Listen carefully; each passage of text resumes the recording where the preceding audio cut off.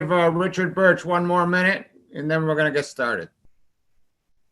All right, so they should be able to hear you now. Oh, and there he is. Can you hear him? Can you hear me now? Bob Correa?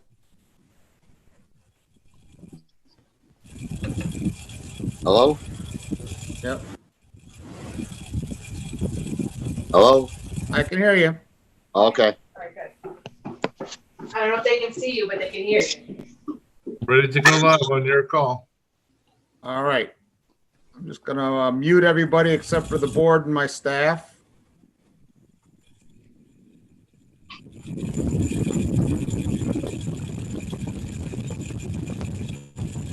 Muted.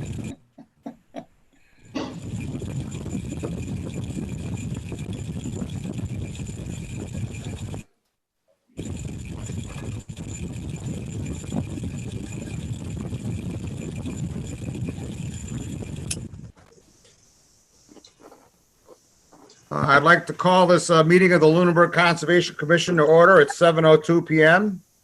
I am Bob Pease, Chair of the Lunenburg Conservation Commission. I will do a roll call to confirm all members and our Conservation Administrator are present and can hear me. When I call your name, please respond. Richard Birch. He's muted, Bob. Let's try to unmute him. Ask to unmute. There he is. You got it. Good evening. Thank you, Rich. Katie Childs will not be with us. Todd Dwyer. Here. Thank you, Todd. Ken Jones. I am present. Carl Luck. Present. Jack Rabbit. Present. And our Conservation Administrator, Matthew Morrow. Present.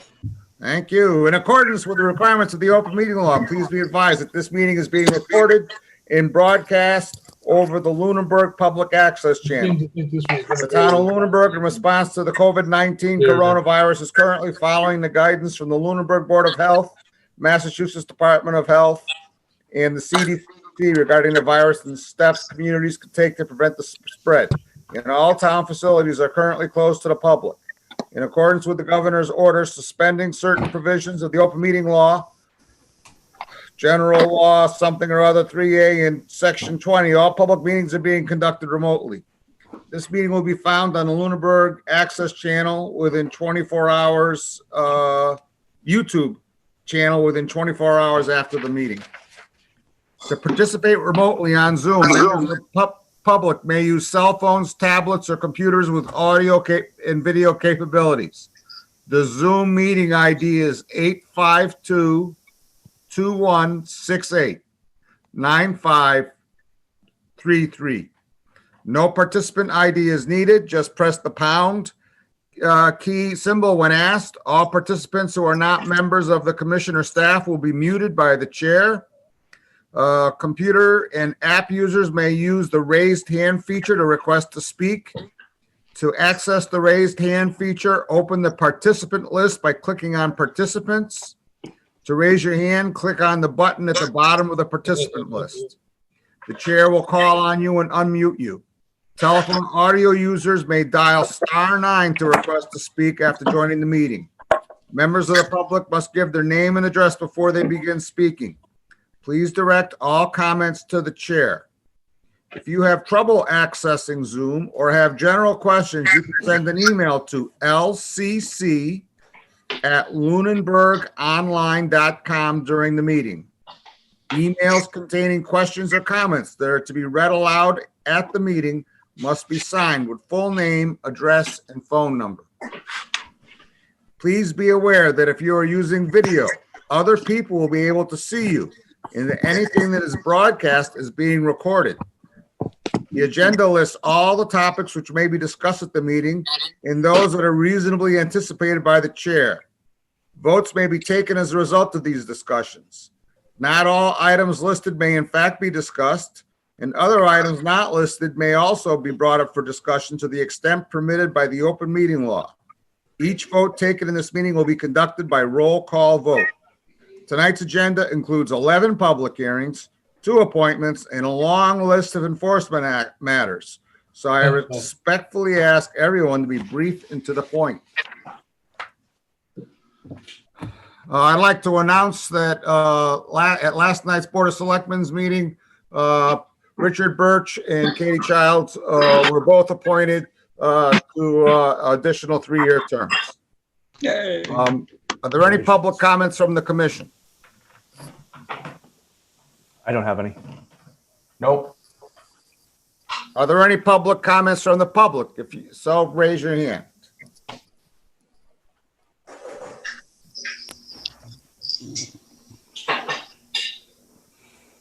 Then we're going to go right into our first appointment, 72 Hemlock, map with tree planting, species, and signature.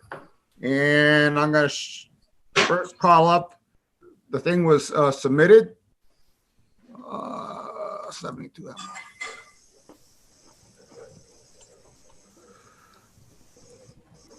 Excuse me, Mr. Chairman. Yes, yes, sir. The plan, when you share screen, it may be a little bit difficult to read in the corner where he signed and dated, but the species that he wrote that he was putting up was balsam fir. Yep, I saw that. So.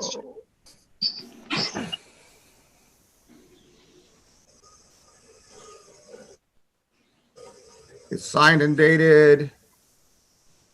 Whoop, on my screen. It's signed and dated over here. And the tree locations are shown. And this is what we were asking for. I guess, is there any comment or discussion from the commission? I would not recommend balsam fir. Unfortunately, it's a little too warm of a climate here for balsam fir to thrive. And with climate change, it's only getting slowly warmer.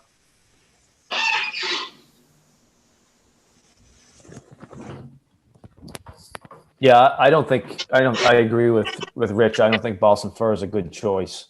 I've never seen balsam really thrive around here. I would recommend hemlock because it does match the other species that are there. Yeah, I would agree. Well, except that they're gonna all go away to the adelgids sooner or later. Correct.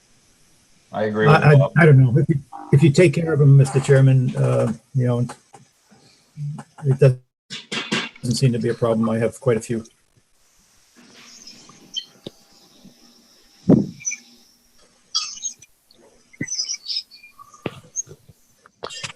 Matt, do you have a recommendation here?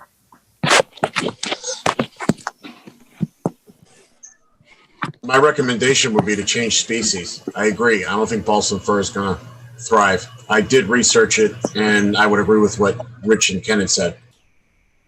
I would never question anything Rich says about the survivability of trees. Neither would I. So I think we should move on to our next appointment, and you should go back and talk to the applicant. Is there any particular species the commission wants me to recommend? I would vote for hemlock. Yeah, I would hemlock or recommend white pine. or spruce. I would think spruce would be a good alternative, seeing as we're worried about the hemlock, catching the gelded. I would work certainly high enough up the banking that it's not a wet spot, so the spruce would do fine there. All right, I'll have him change the species. Yeah, I would just suggest that when you're discussing species, you consider the impact of the roots eventually on all that lovely stonework. Uh-oh. Absolutely. Any further discussion about 72 Hemlock? Field change, 4 Sunset Lane, slight modification to the amended order of conditions granted at June 3rd.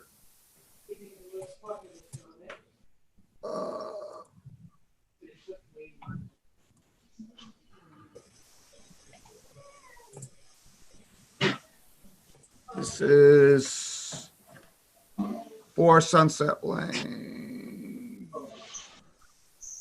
I thought I saw it here somewhere.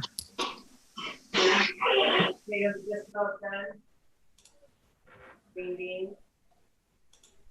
When I looked at this last night, I know I looked at, oh, there it is, right there. Very first thing. All right, so, are you guys looking at 4 Sunset Lane now, or are you looking at something else? We're still looking at 72 Hemlock. All right, well then let me fix that.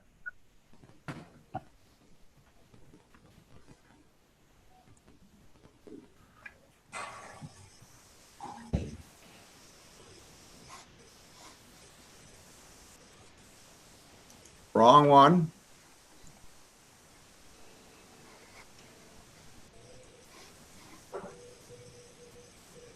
Wrong one.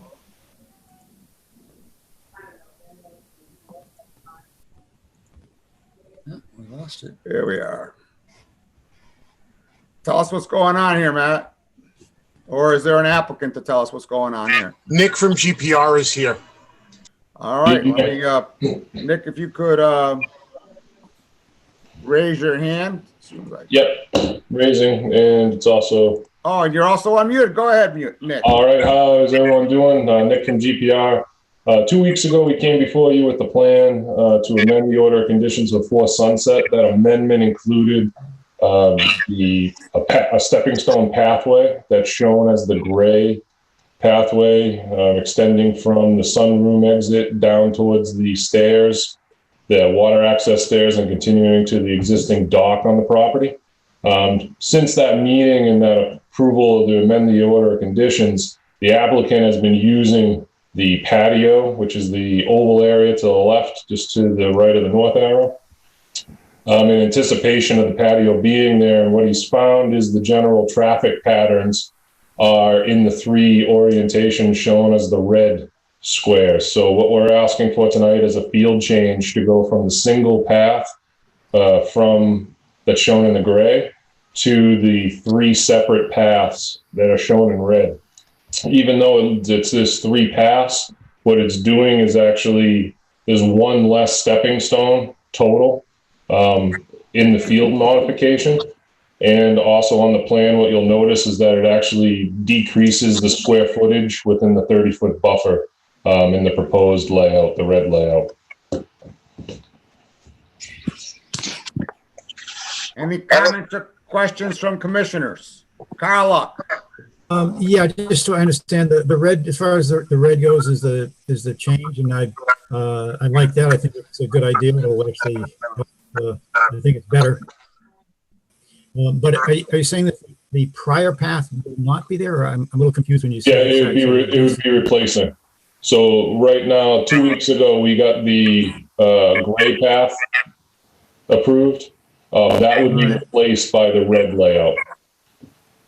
So there would not be. The only way to get to the house, from the house to the beach or the dock, is to go over to the patio and down? Correct. Yeah. Yes. It makes the patio the central hub, I guess you would. But of course, they could walk on the grass from the sunroom to the stairs directly. Just there wouldn't be a stepping stone path there. Yeah, it just feels like they're going to naturally go those other paths. And that's the request. That's the request. Thank you. Any other comments or questions from commissioners? Mr. Chairman, Ken Jones. Ken, go ahead. I don't have a problem with the field change. I just wanted to let you know that I haven't signed a Mullins form for any of these, but I did watch the YouTube video in its entirety of the last meeting. So I'm all set on all of those continued hearings. Thank you, Ken.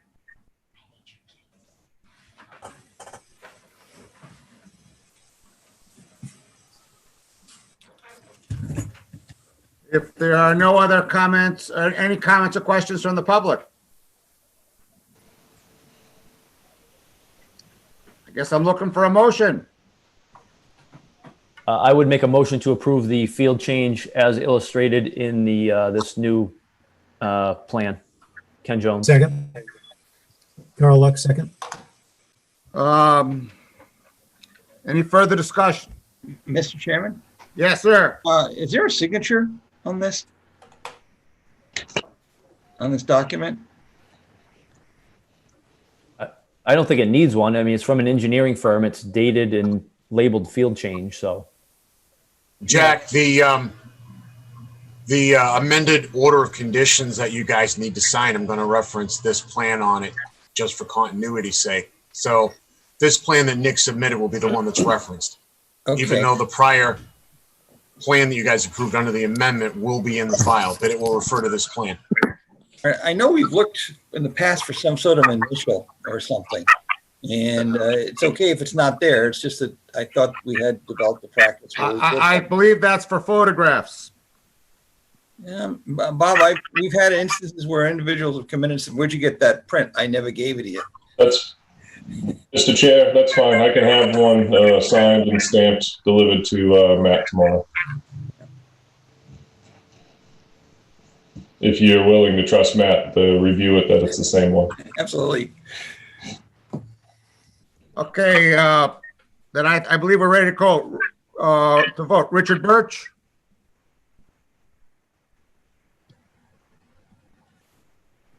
Richard Birch.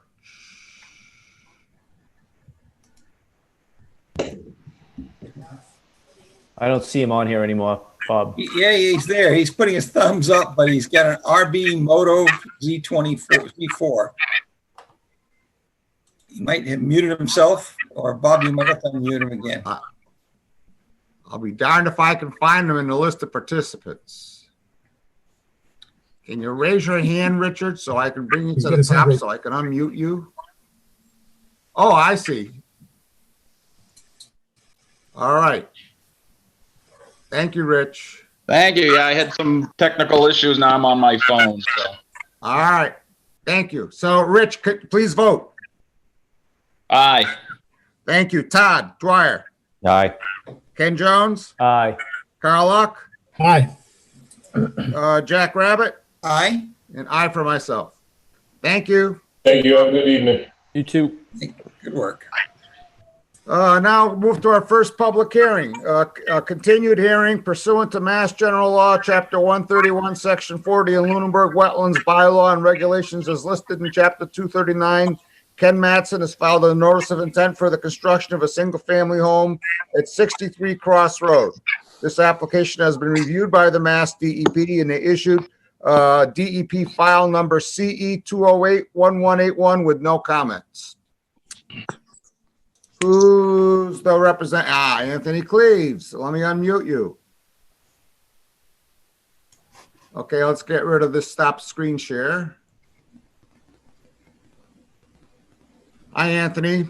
Good evening. My name is Anthony Cleaves. I'm with Whitman and Bingham Associates, representing Mattson Homes.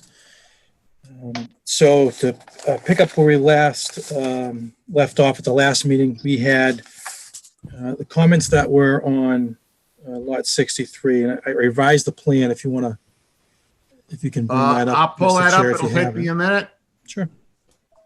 I'll just quickly go over what some of the comments were from the commission. One of them was for to label the limit of work, which in this case is also the erosion control line. So we added a note within the erosion control that now references proposed straw wattle, silt fence, and limit of work / clearing to make that clear that that's what that line also represents. I don't have the plan in front of you just yet. It's coming. So here we go. You want me to zoom in on something or other? Let me know.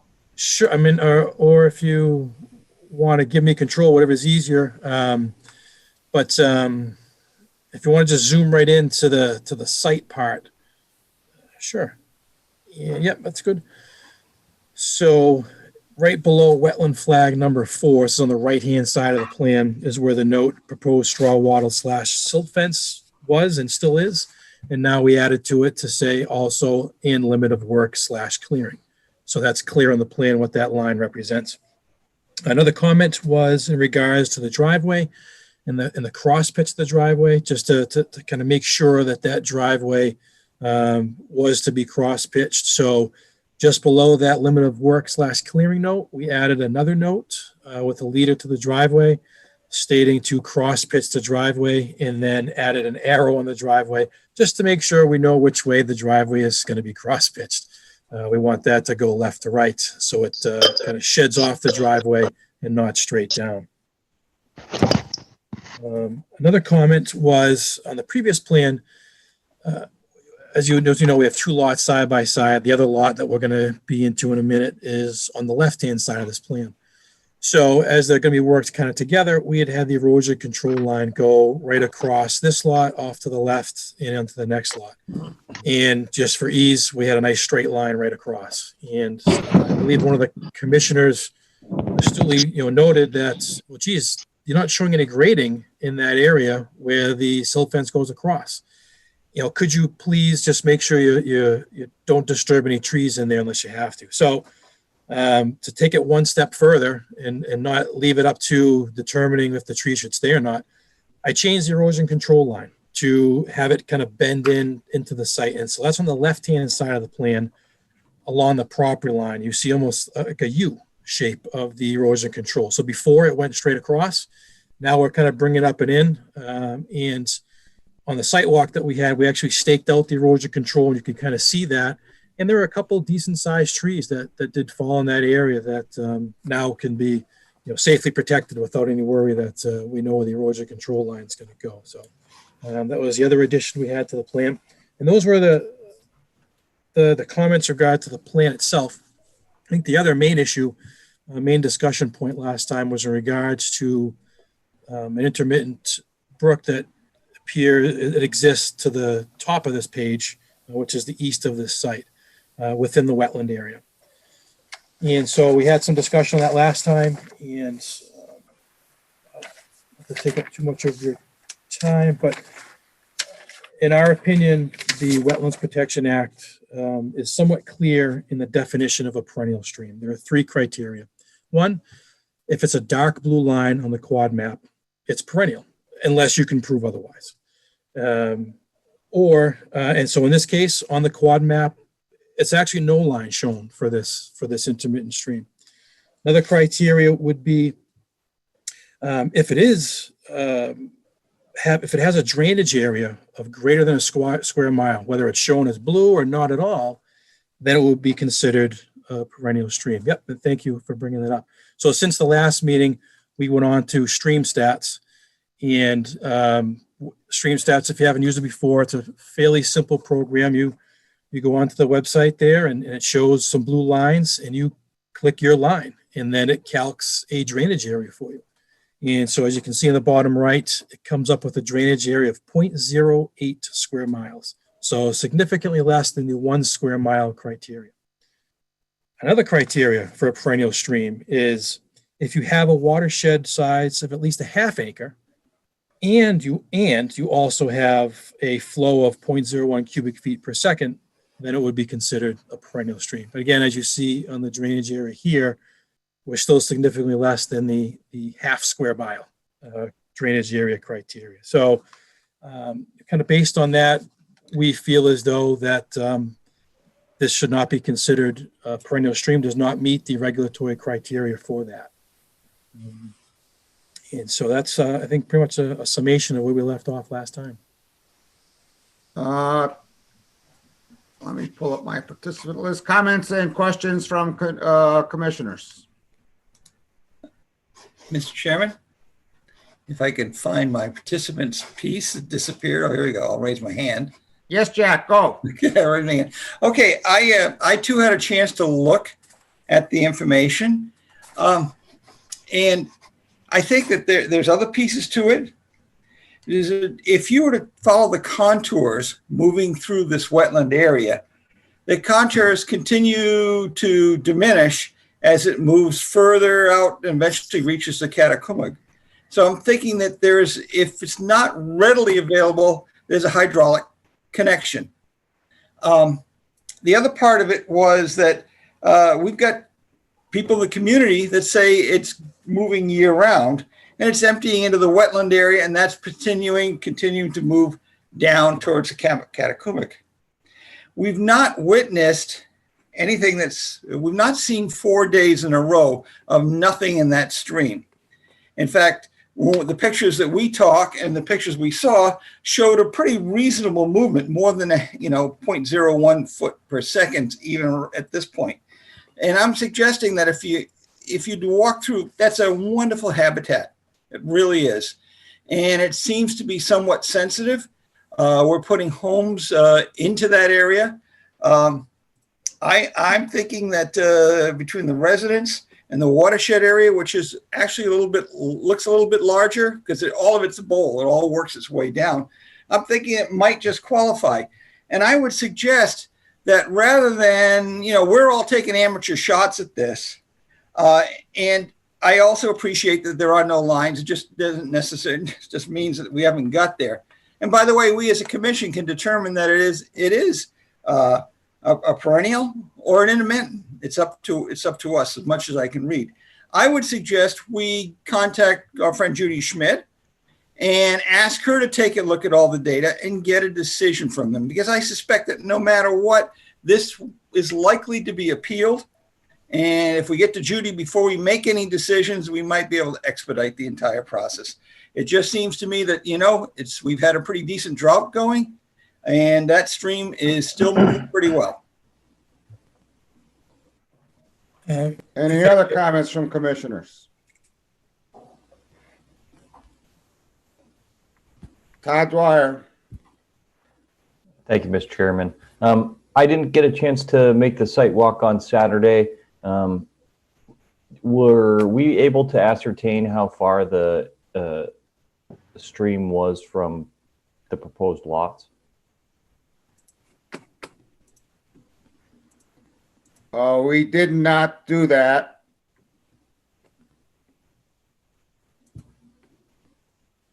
Okay, thank you. Rich Birch. Thank you. My opinion would be at this point, given the on-site review that was made and my review of the regulation, it clearly does not fall into the category that would deem it to be redesignated as a perennial stream. There is clearly not enough surface flow. There's clearly not enough watershed. So my opinion would be that of the reviewing engineer, Anthony, that it is not a perennial stream, nor does it fall into the classifications that we should redesignate it as such. Thank you. I'm going to speak now. I absolutely agree with what Anthony said. There's 3 reasons why a stream is classified as perennial. 1, it's shown on a USGS map as perennial. 2, it has a watershed of 1 square mile. Or 3, if it has a watershed of less than a square mile, it can be designated as perennial using stream stats, so long as it's got a watershed of more than a half a square mile. And the stream stats thing takes a look at, considers the climate. It considers the underlying gravel and underlying soil, how porous it is. And it makes the calculation. It's a very sophisticated, simple to use, but sophisticated piece of software that draws the exact boundaries of the watershed for the stream. And I don't see how anyone could possibly, in my opinion, determine that this was anything but an intermittent stream. Matt Morrow. Yeah, Mr. Chairman, with regards to 2 things. One, well, I can understand Commissioner Rabbit wanting to go to DEP for an opinion. They won't render an opinion on this. He especially noted that there was a potential for an appeal. That's the very reason why they will not weigh in, because it basically would taint the appeal process if they did so. Number 2, over the last 2 days, with the exception of today, because I was busy finishing the prep for the meeting, I went and examined the site again myself. And while there was still, water in the stream, there was absolutely no flow. It had stopped.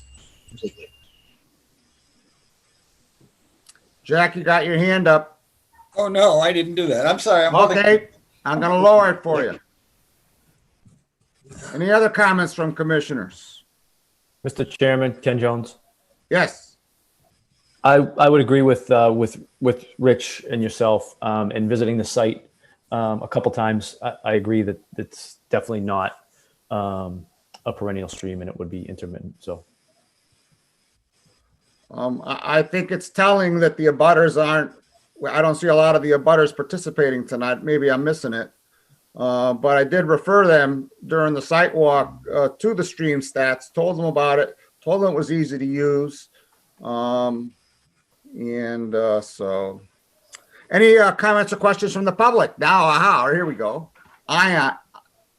Let me unmute you.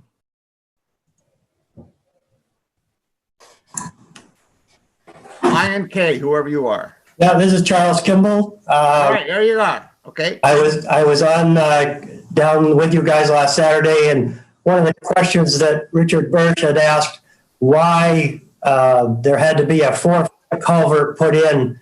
The driveway was put in there off a crossroad for my son's driveway.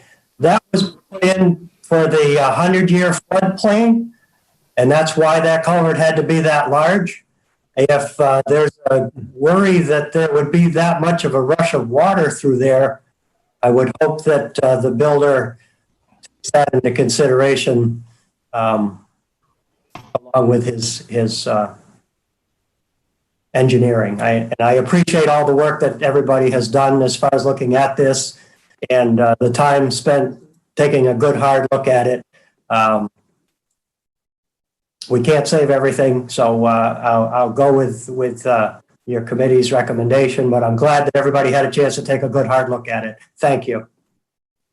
Any other comments from the public? Any emails, Matt? Well, Looking right now, I don't see any yet. If you just give me 1 sec. okay.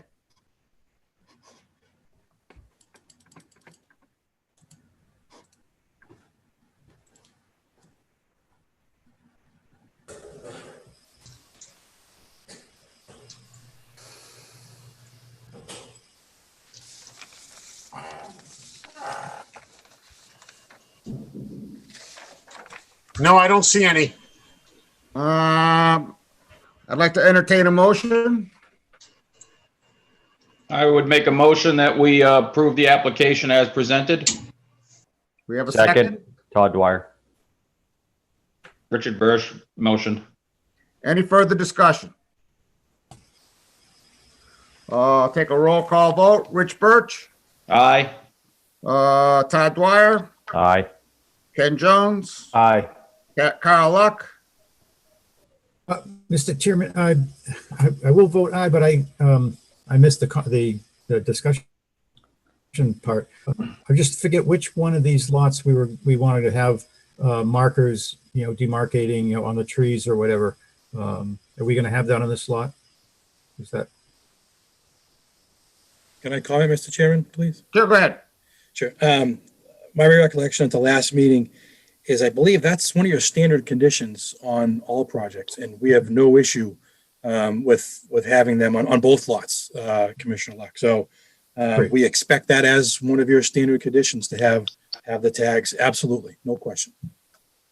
Okay, thank you. Aye. Thank you, Carl. Jack Rabbit, Believe it or not, I'll say aye. and I also vote aye. On to the next hearing. Pursuant to Mass General Law, Chapter 131, Section 40, and Lunenburg Wetlands Bylaw and Regulations as listed in Chapter 239, Ken Mattson has filed a notice of intent for the construction of a single-family home at 57 Cross Road. This application has been reviewed by the Mass DEP, and they issued DEP file number CE 208-1182 with no comments. Let's stop screen sharing first of all. So while you're bringing that up, Mr. Chairman, for the record, my name is Anthony Cleves. I'm with Whitman and Bingham Associates, representing Mattson Homes for 57 Cross Road.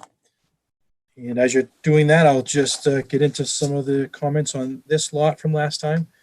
The erosion control, similar comment as, again, the erosion control is kind of combined across the lot. So we brought the erosion control up and in along the property line on the right-hand side there. Yeah. And the other comment on this one was in regards to the slope in the rear. So if you can just slide that plan down just a little bit so we can see the top of the page a little more, please. Yeah, perfect. Thank you. So we have a steeper slope on this one. And for that, we had already called for an erosion control blanket. And one of the commissioners suggested to call out a slope seed mix to be planted on that slope. So we added that note right there at the top of the page, rear slope to be covered with a slope seed mix to help ensure the long-term stability of that and lower maintenance as well. So that was added to the plan, and I believe that was it for then the limit of clearing on the left-hand side. We added the limit of work / clearing note to the straw wattle silt fence, which is on the kind of top left-hand side of the plan. And that covered all of the comments, and then also was the perennial stream discussion.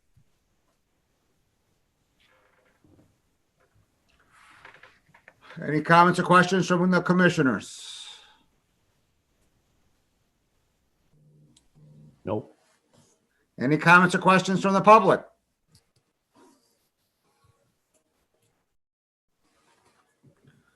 Then I'll entertain a motion. I would make a motion that we approve the plan as proposed. Do we have a second? Second. Second. Todd Dwyer. Any further discussion? Roll call vote. Rich Birch, Aye. Todd Dwyer, Aye. Ken Jones, Aye. Carl Luck. Carl Luck. He's not muted. Carl. He looks frozen. Yeah, he's now unfrozen. Jack Rabbit. Aye.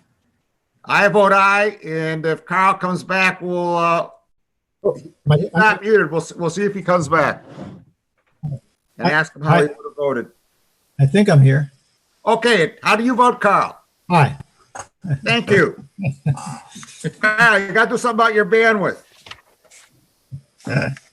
All right. Pursuant to Mass General Law, Chapter 131, Section 40, and Lunenburg Wetlands Bylaw and Regulations as listed in Chapter 239, Bill and June Hudson have filed a notice of intent for the demolition and reconstruction of a single-family home at 90 Hemlock Drive. This application has been reviewed by the Mass DEP, and they issued DEP file number CE 208-1180 with the comment, the type and location of proposed erosion control barriers should be shown on the site plans. So first, let's stop the screen share. Let's figure out who. Anthony, I think you're done, right? Oh, let me unmute Anthony. Make sure he doesn't have any final question. Anthony, are you done? I am done. The only thing I was just typing in the chat was to say thank you very much for your time. I appreciate it. All right. Sorry you got muted. Thank you. All right. Who's here for 90 Hemlock? Dan Wolf from David Ross Associates. All right.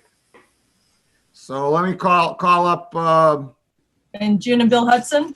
Thank you. Let me call up your plan. It'll take me a minute.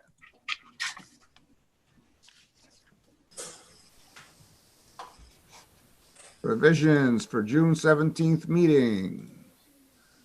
We have two different things. We have that. You want me to call up the narrative, or you want me to call up the plan first? We'll pull the plan up first. That'd be fine. Thank you. All right. Let me first of all screen share it.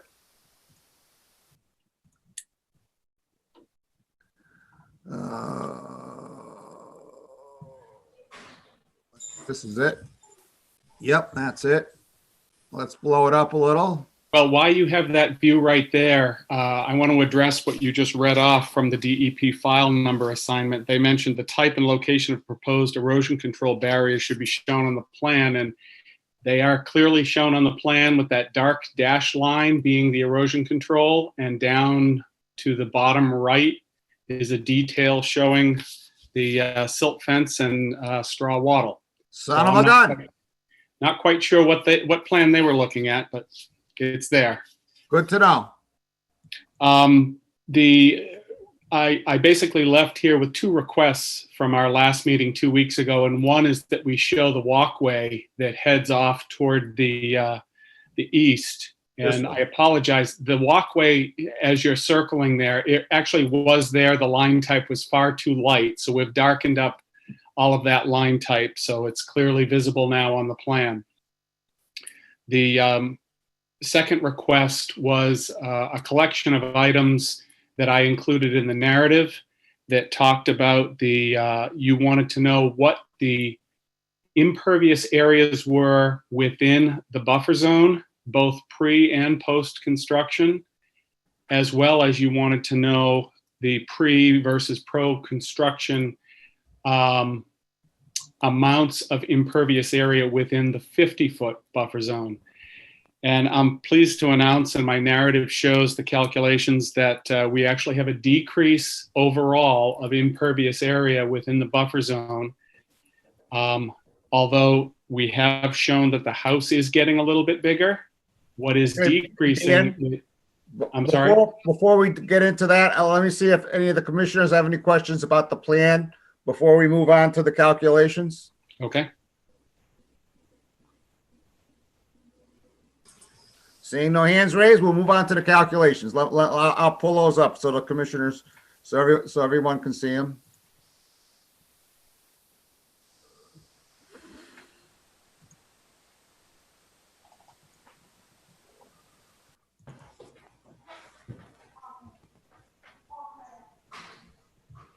So right there is great. The top half of the data given there has to do with the impervious area within the buffer zone.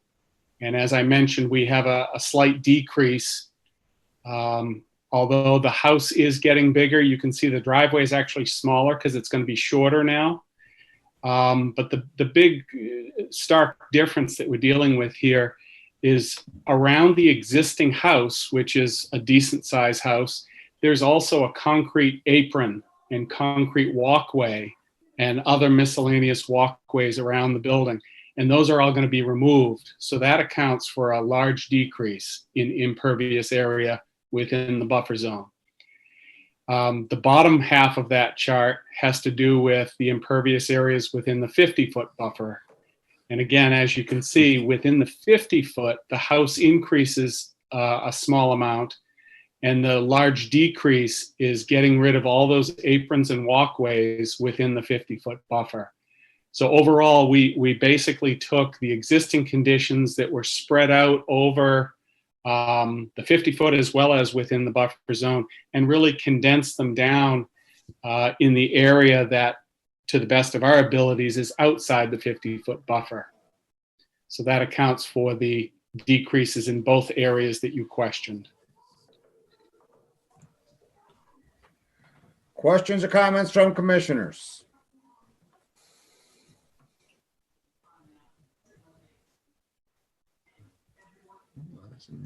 Questions or comments from the public?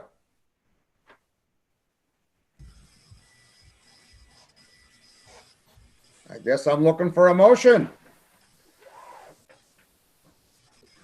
I'll make a motion that we approve the application as presented. Richard Bursch.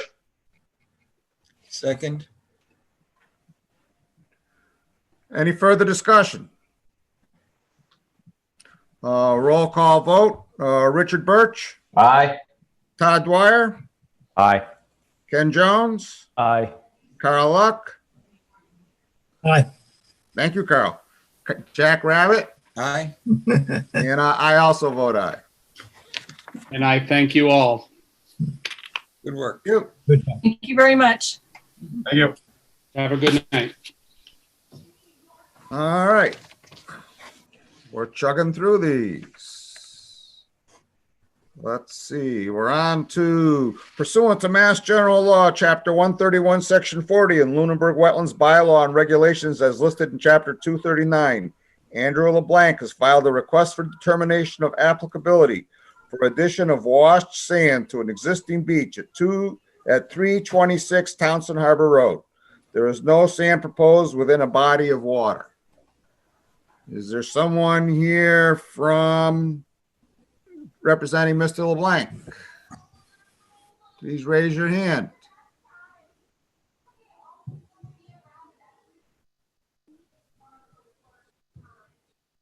Mr. Chairman, if I may.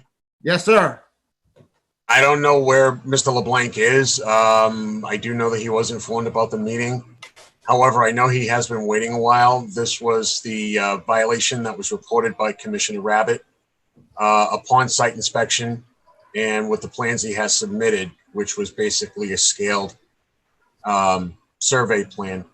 The actual sand that he wants to put in is washed beach sand on an existing beach. He actually is not putting anything within 30 feet of the water. It was the upper part of his beach closer to the road that he simply wanted to dress up. So do we have some, okay, I found it. I did go out and verify the measurement in the field, by the way. Okay, and one second, I'm gonna share the screen.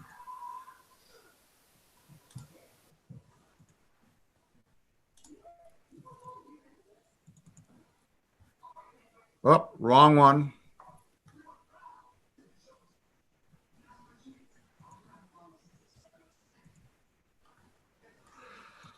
Yeah.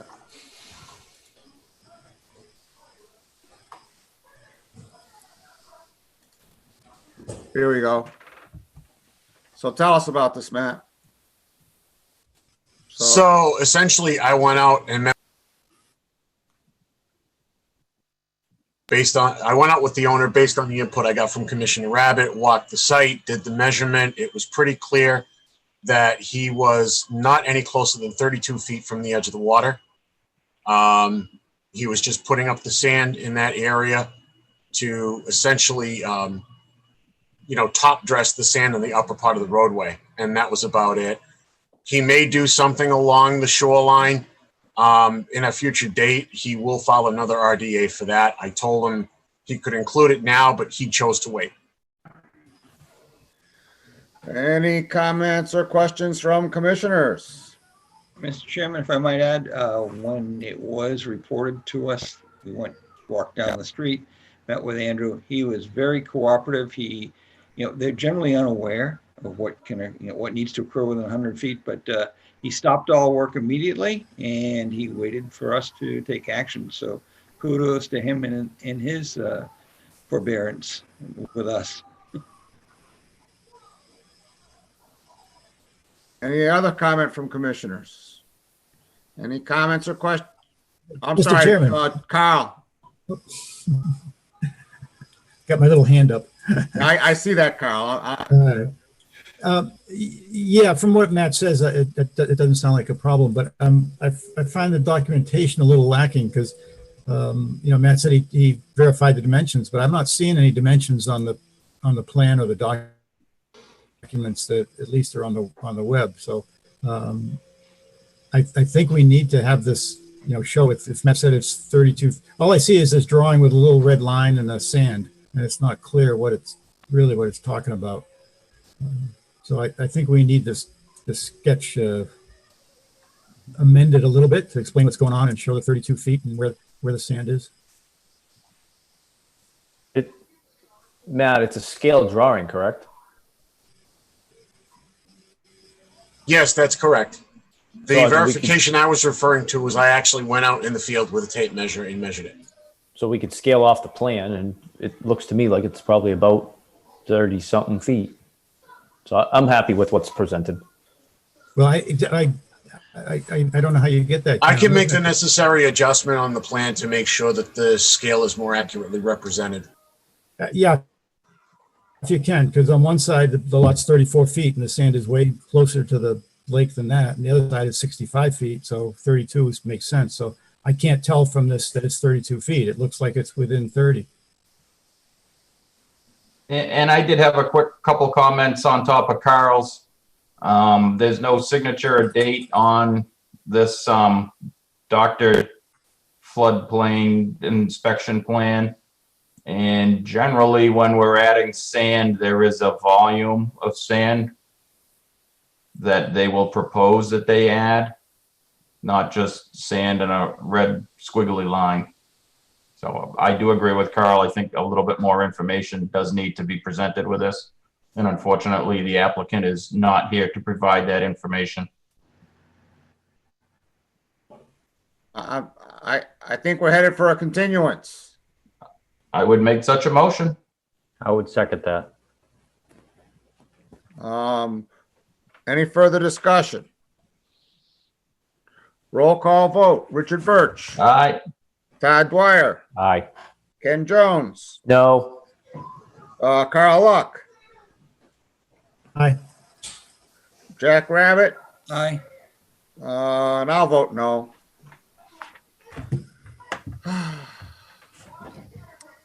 Let's see, where are we? Okay.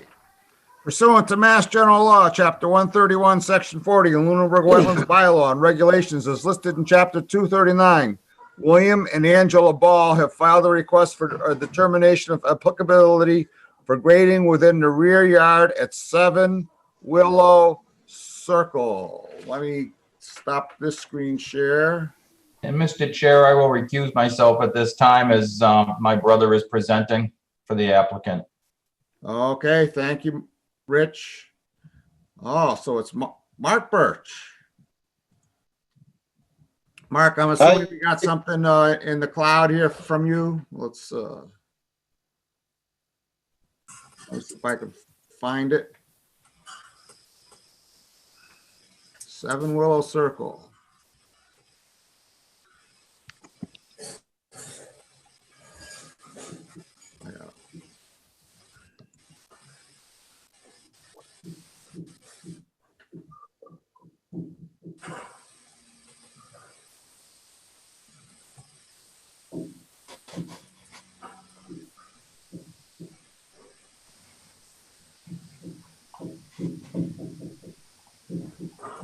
All right, so let me see if I can share this sketch.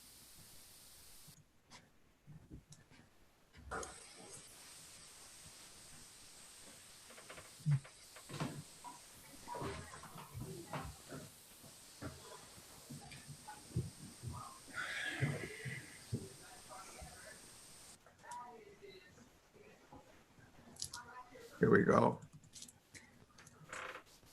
Mark, is that what you want us to be looking at? Yep.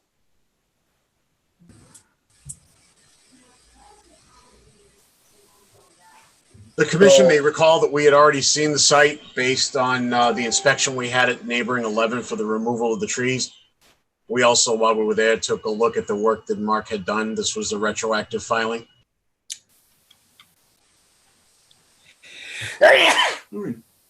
Bless you. Thank you.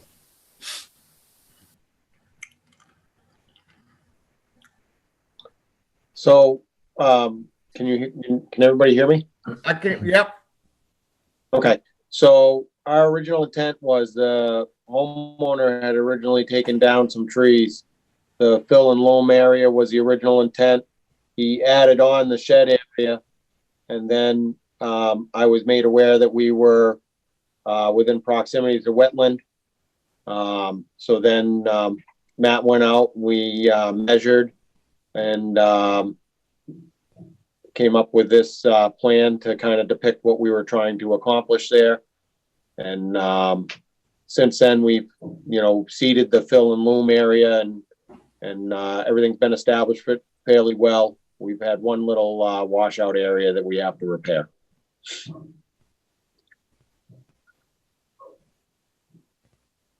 Any questions or comments from commissioners? Todd Dwyer.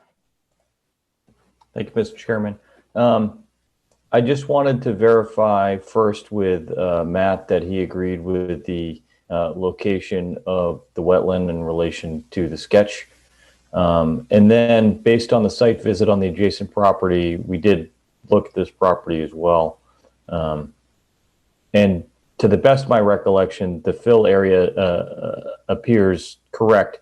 However, what's not represented on the sketch is the amount of fill that was placed and you know, how the fill was blended in with the existing grades. Because I suspect that, and Mark, you can correct me if I'm wrong, but I think when you place the fill, you probably had to, the extent of the slopes away from where the fill is probably extend in the shed a little bit into the 50. And then I guess if I'm looking at the sketch Bob has on the screen, it extends down away from the main leveled area that you have shown on the sketch.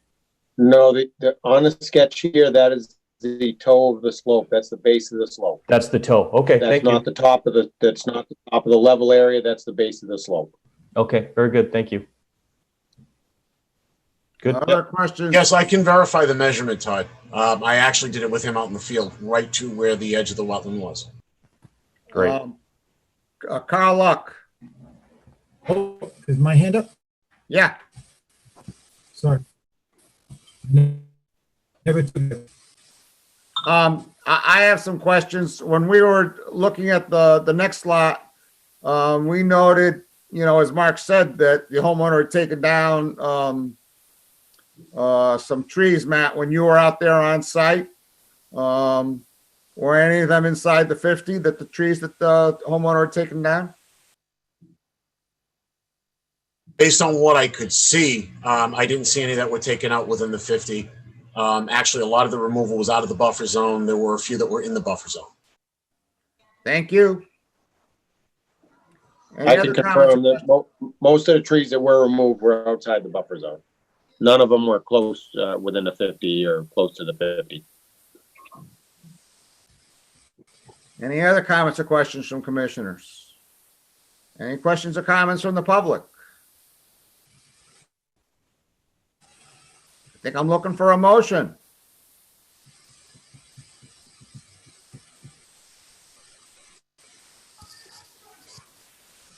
Mr. Chairman, I move that we approve the plan as submitted that shows the location of the fill area in relation to the wetland buffer. We have a second. I'd second. Just to add, though, I think it's an RDA, so I think we just need to make a negative determination, right? Thank you.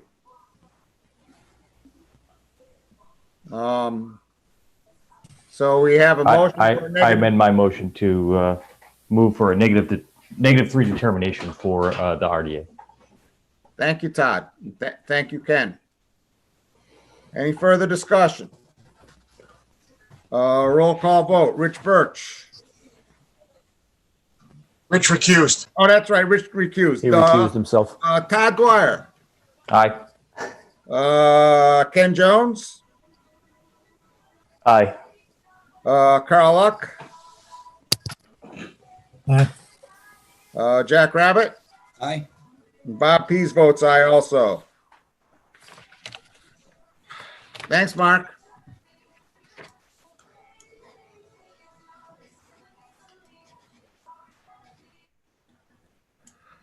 All right.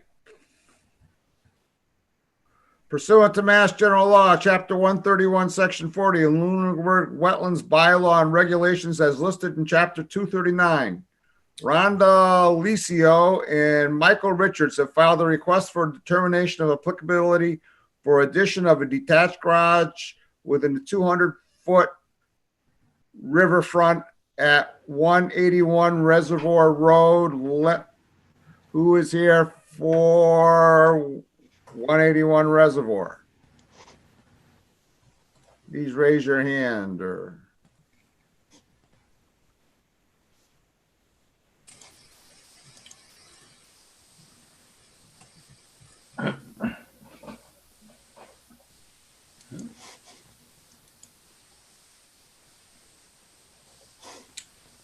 Mr. Chair, I did give them the information. I know they were here. I see someone with their hand raised. Aha. Here. Go ahead. Hi, this is Ron Delizio. We're here. Okay, hi, Rondo. At 180 Let me, 181. let me call up your plan. Okay.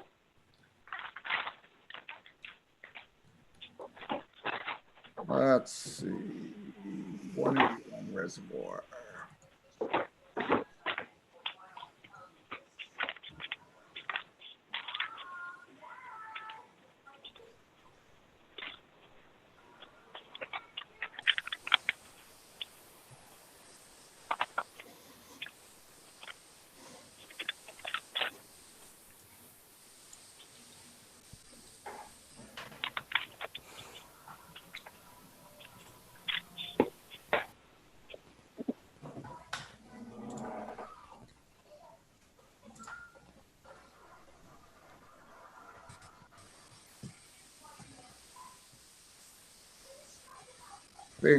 Matt, you think this is probably the best, or you got, not, wait a minute, let me share the screen first before I start asking you questions about it.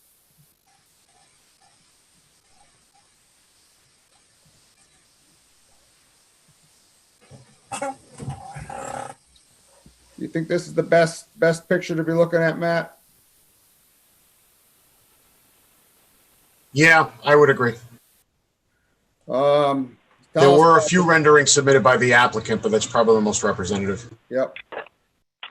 And I would mention we were out there on site on Saturday, and we ran a tape measure from the river edge to the back of the garage, and it was 120 feet.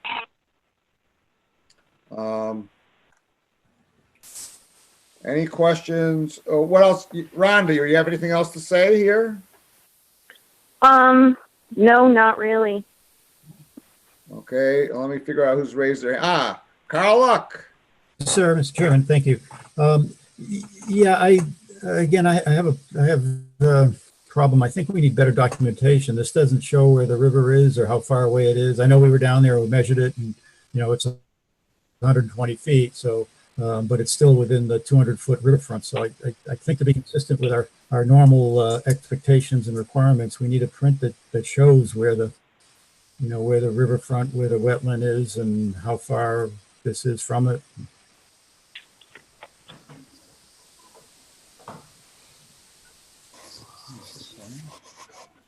Matt, do you think you can work with the applicant to come up with a better help guide the applicant to produce a better plan? Yeah, I can do that. I also wanted to note for the record for the commission that in examination of the deed history on this lot predates the Rivers Protection Act. And what are the implications of that for the uneducated like me? It kind of changes the standards a little bit on the alternatives analysis and placement. You have to consider the logistics of the pre-existing lot, where the house is located, the size of the lot, functionality of what's proposed.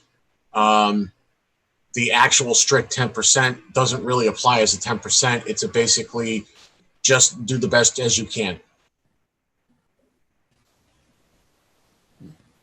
Carl, did you have additional comments? No, I just keep forgetting to take my hand down. Thank you, Mr. Chairman. Quite all right. Mr. Chairman? Yes, Jack Rabbit. Okay, just get a signature on this one too. Yep, a signature, and I suggest I'm suggesting we continue and get something that actually shows that there's a river on this property. Mr. Chairman? Yes, sir, Ken. I don't disagree with having a little bit more improved plan and showing the wetland and the proximity to the proposed structure or the existing structure as it is. But I'm just, for the record, I don't think there's any real impact to the wetland. It's a pretty flat slope and it's far enough away that I don't think there's going to have any impact.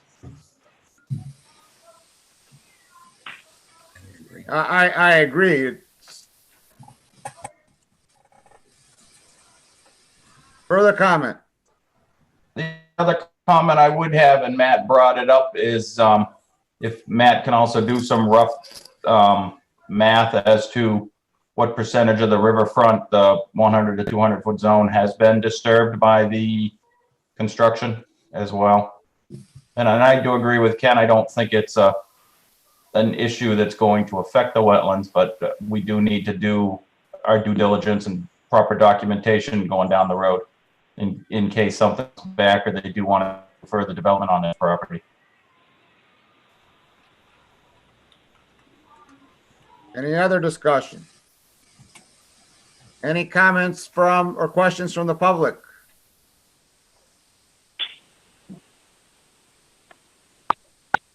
I'm looking for a motion.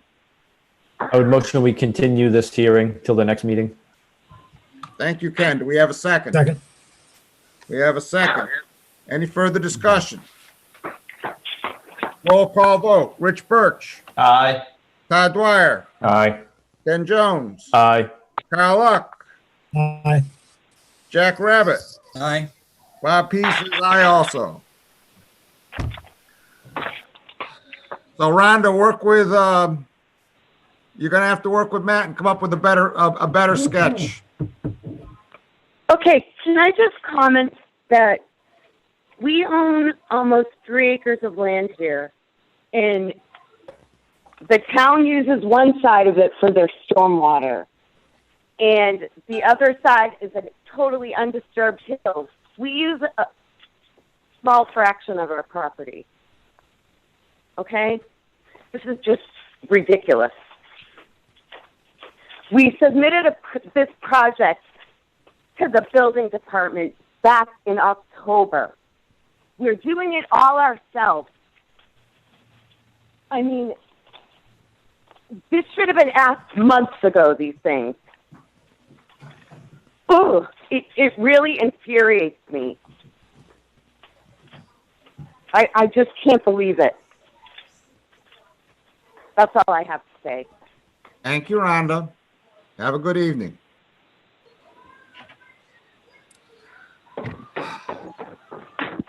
Pursuant to Mass General Law, Chapter 131, Section 40, in Lunenburg Wetlands Bylaw and Regulations as listed in Chapter 239, Lunenburg DPW has filed a notice of intent for construction of a culvert replacement and the replacement of the existing underground fuel storage tanks and dispensers. The town of Lunenburg Highway Department currently operates a vehicle refueling facility at the property. The existing facility consists of an 8,000-gallon gasoline and a 4,000-gallon diesel fuel underground storage tanks that are aging, as well as gasoline and diesel fuel dispensing devices. The location of the work is 520 Chase Road at the DPW facility. I would note that no DEP file number has been issued yet, so at the end of this evening, we're going to have to continue the hearing until we hear from the DEP, but I'm sure we can make some substantial progress tonight on this. I imagine we're going to hear from Brian. One second. Brian. Are you unmuted, Brian? Yes, you Yes, are. yeah, I'm unmuted on my end. I imagine we have some wonderful plans here. We do. Let me find them. Bear with me. 239.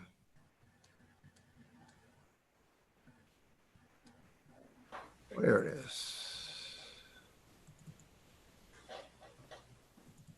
I'm going to call up the stamp plans.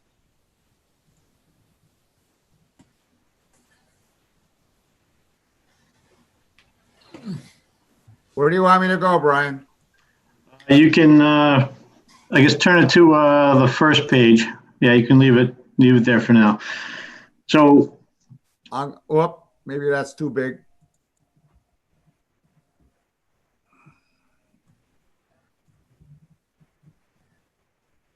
yeah, that's fine.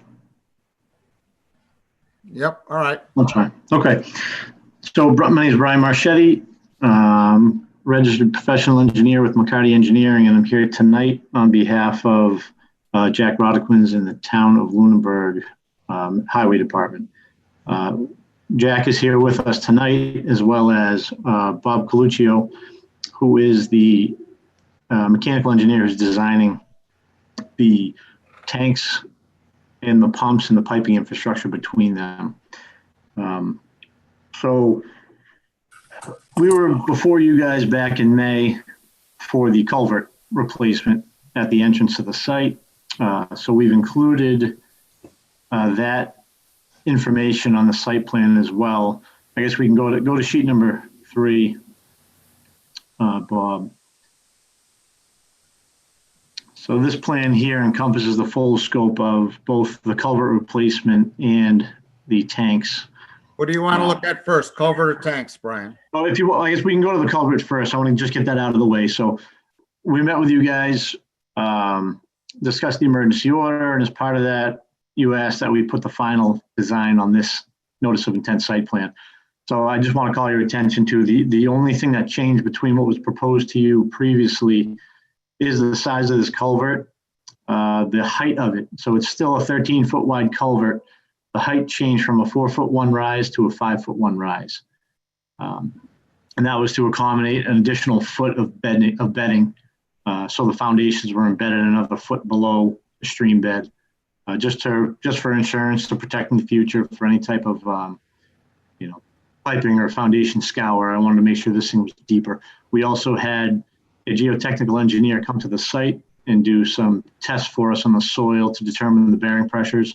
So we were trying to minimize the footprint of this. We had like a 2x2 culvert foundation before. It's now 2 foot deep by 3.5 feet wide. It was previously designed on a 4,000 pound per square inch pump square foot bearing pressure, but it was more like a 3,000 pound per square foot. So we had to modify the foundation. So that's all in final design with contact right now. So that's basically the installation. It's the same thing you've seen before. The only difference is the footing is 1.5 feet wider, and we're about 1 foot higher with the arch of the culvert. So it got bigger, it didn't get smaller. So I'm assuming everybody's still good with that. Are there any questions or comments from commissioners about the culvert before we get on to the fuel? No. Okay, let's go to the fuel. Okay, so if you scroll up now on the page, if you want to zoom out just a little bit as well so we can see everything. Okay. Just hit the negative one by one. Oh. Yeah, that should just, yeah. All right, how's that? Good. So you're all aware of the history. Town meeting, it was voted and approved to replace the below ground fuel storage tanks with above ground tanks. The below grade tanks are aged. It's actually a 10,000 gallon gasoline and a 5,000 gallon diesel fuel are the correct sizes of the buried tanks. So those are proposed to be dug up and then moved. Previously, we had them when we met with Conservation and the Selectmen back in May. The discussion was we were going to keep them within the 100 to 200 foot outer riparian zone, basically where they are now, just to the back edge of pavement. We've reviewed the location, the logistics of relocating them, and we've agreed to move them outside of the riparian zone. So we're outside of the 200 foot now. You can see to the back side of the building. It added some length on direct buried piping for the fuel delivery system. But in the grand scheme of things, it puts us outside of the riparian zone. And I thought it would be a good compromise, a much better siting of them to help hopefully make the permitting process here go a little bit smoother. We're maintaining the required setbacks of the property line and the buildings. We've got 25 feet of separation from the rear property line to the containment dike.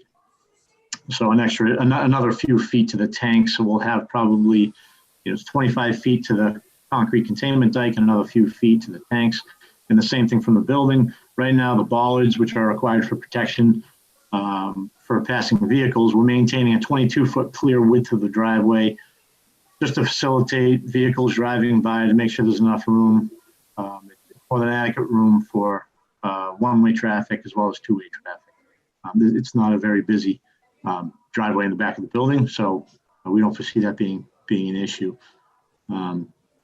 So we discussed before that these tanks, the above ground tanks, are going to be double walled tanks. So that provides a level of containment. They're situated as well within a containment dike, which is they're situated on a concrete pad, which has a wall or a knee wall around the full thing to provide about in excess of 2,000 gallons of storage. Again, this is extra storage to provide just in case of a catastrophic event where a tank may be breached. And that is just another level of protection that this design is providing. Within the containment dike, there's also storage for where the vehicles or the fuel tankers will be hooking up to the inlet ports. There'll be, I believe it's 15 gallons or so plus of containment within both of those inlet pipes. And then there's additional containment back around the pad area where I'll move on next. So we decided based on location of where the pumps are today, I went into detail with that on the alternatives analysis, but we've decided to maintain the actual fuel dispensers in the locations they are today. It's within the 100 to 200 foot riparian zone, but it's within a paved area. It's previously disturbed, and we're basically replacing the antiquated equipment that's there with brand new and improved pumps. The same thing, it'll be 2 actual towers, which will have 4 total pumps on it, similar to what's out there today. We're maintaining about 30 feet from the building to the actual pumps. So there'll be adequate room for maneuvering around the full pump pad that you see there while vehicles are fueling up. That we've relocated it slightly to the west in order to eliminate any conflicts that we had with the doorway, this garage door on the north side of the building on that location. So previously the tank and the pump pad was located just to the east. So it was, not really a big deal, but it was in conflict with what was out there with the doorways. So we moved it slightly to the west to make a better maneuvering movement around that side of the parking area. The pump pad will have limiting barriers, which are the scores in the concrete. So if there ever is a small discharge, you drip gasoline or diesel fuel on the concrete pad, water runs over it. Those scores in the concrete are the first line of defense for any fuel spills getting off of that concrete pad. As you know, the pavement around that area is kind of broken up. So we're proposing to demo about 6,000 square feet of pavement that's out there today to replace it with new pavement. It's also in the area where the existing underground storage tanks are today. So, significant area in that location is going to be ripped up and demolished. So we'd have to put it back. So we widened it in order to facilitate the regrading of that area. We want to channelize the stormwater that runs across that pavement as well as the concrete pad and direct it now to a new catch basin. Presently on the site today, there's no stormwater BMP located downstream of those the pumps in the concrete pad that's out there today.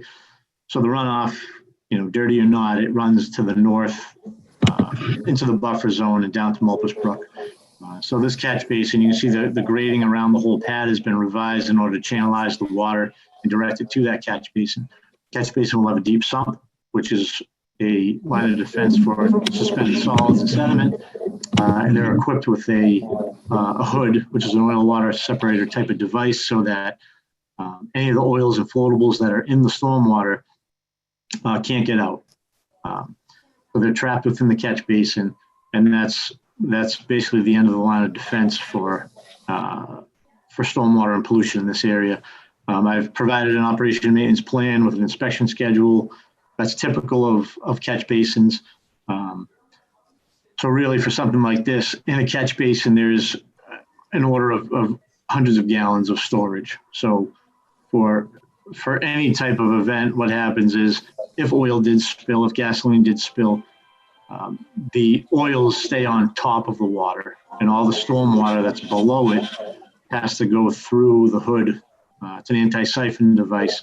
So all the floatables will stay on top, the oils will stay on top, and they won't be able to discharge from the catch basin. Type of structure in the DEP, Massachusetts Stormwater Handbook, is recommended for use in a land use with a higher potential pollutant loading, which a fueling facility is included on the list. So it's a DEP approved BMP for use in a situation that we have here at the site of a fuel filling facility.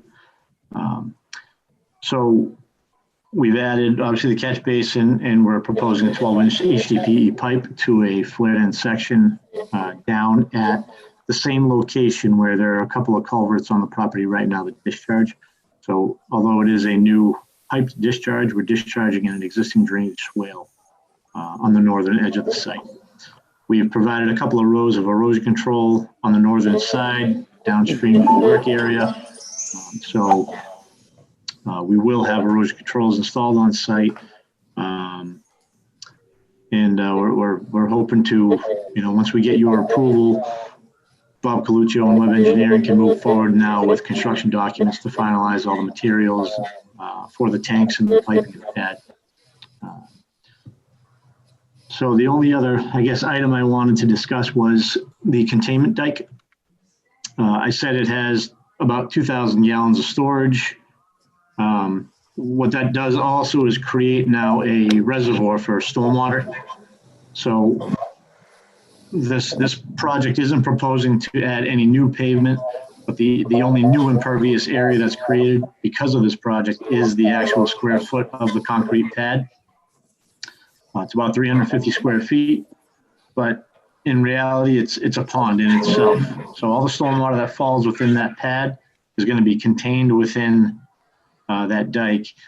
There will be a valve with an outlet that, after a storm event, depending on how much water collects there, after the rain event, Jack or DPW would have to just open up that valve and allow the stormwater to run off onto the pavement area. Today, currently, there's a crushed stone washout area just to the northeast corner of the building. It serves a couple purposes. Right now, you see the slope behind the building. All the stormwater runoff behind the facility runs down to the pavement area, and then it runs in a northerly direction down toward Mulpus Brook. That crushed stone containment area, or the washout area, that's pretty much where all the stormwater goes now. It runs into it. It's about 2 feet deep of stone. It is lined with fabric. So it's located, just downstream of where our containment dike is going to be for these tanks. So the stormwater that comes out of that tank when we open the valve is just going to run across the pavement and into that crushed stone washout area.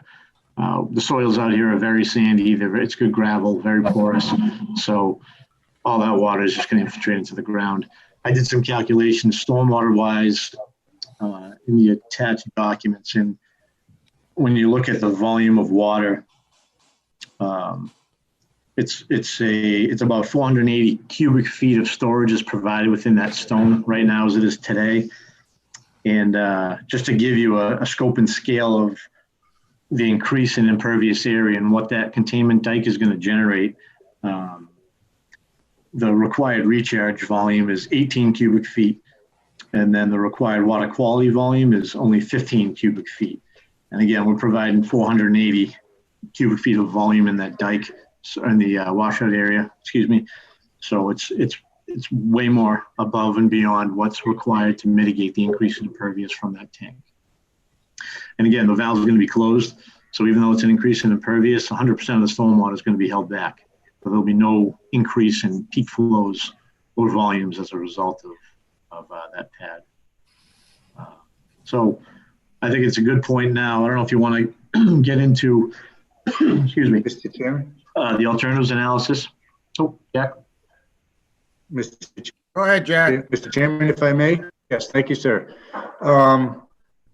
One thing I'd like to add to Brian's detailed explanation is there was some concern at our first meeting that should the scenario occur that when someone is fueling, if the shutoff, if someone is not at the fueling station, number one, and number two, if someone's not there and that little switch doesn't work, so there's two things that have to happen there.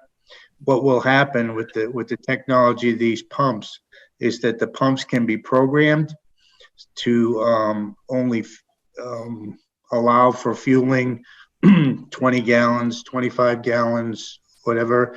So the gasoline would be somewhere, I speculate, around 25 gallons. So even if someone were to leave the pump and the pump were not able to function as it's designed, the pump would shut off at any total amount of gallons that we would program it to be. So it wouldn't just continually run, as was a concern in our previous meeting.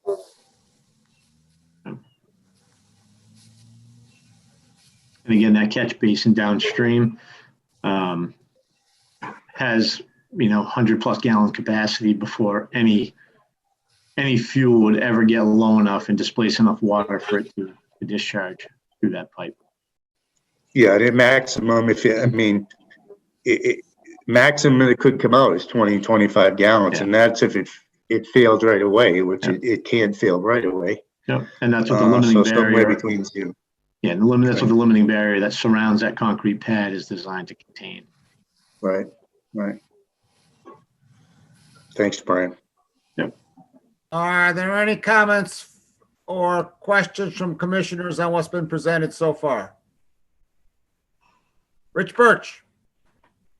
Brian, I just don't see the schematic of the catch basin. The catch basin is just to the north of the pad. See where the contour kind of bumps up like go further down toward the brook. No, I see the catch basin on your plan. I don't see the detail of the catch basin. Detail somewhere else? Let me see.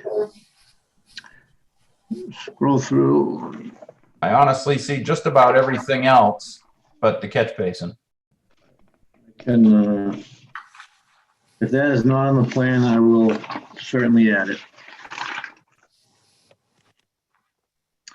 Yeah, the actual structure is not on the plan. I've got the piping, the catch basin filter, the outlet walls. I don't have the actual catch basin. Okay. The other question I had. Detail. Okay, great. The other question I had quick was the, looks like you have alarms in sumps under the pumps.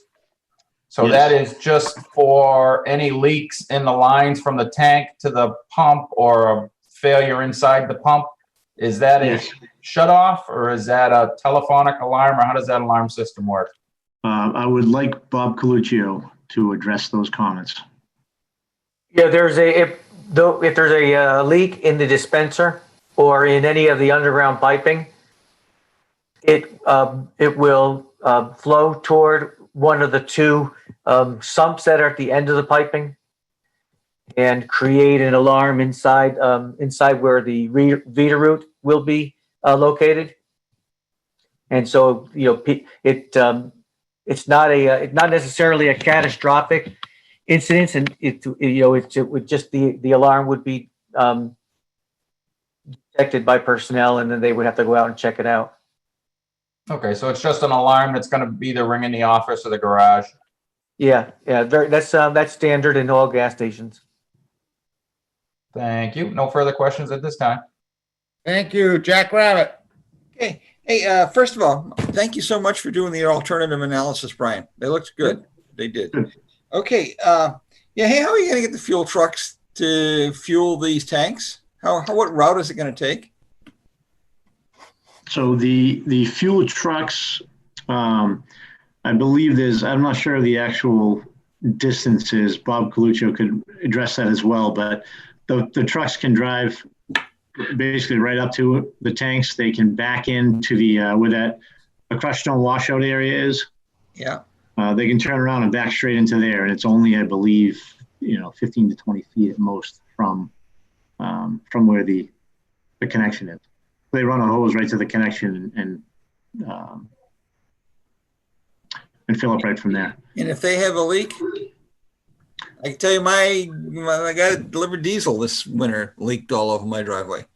Yeah, so I mean, the on the connection end at the tanks, there's leak containment. There's like 15 gallons of containment there. Okay. And then I can't really speak for the delivery guys, but I know typically they usually have some sort of device underneath the connection, whether it's a hanging bucket or something where they typically. I think he dumped the bucket, but okay. So I've got only 15 gallons that I can contain. Well, are you talking about leaking from what, the motor oil, or are you talking about leaking where the hose connects to Where the they're hooking tank? up the tanks. If somebody wants to scroll down, what we have is we have a spill containment cabinet where the the hose connection takes place. Yeah. And that's really the vulnerable location. If in your garage or in your driveway, you don't have anything around your fill port. You just hope that he does a neat job. But It clicks off or doesn't overfill. Yeah, that's the overfill part is the next question, but that's all right. Lower right, detail P. On this page? Yes, detail P at the bottom right. All right.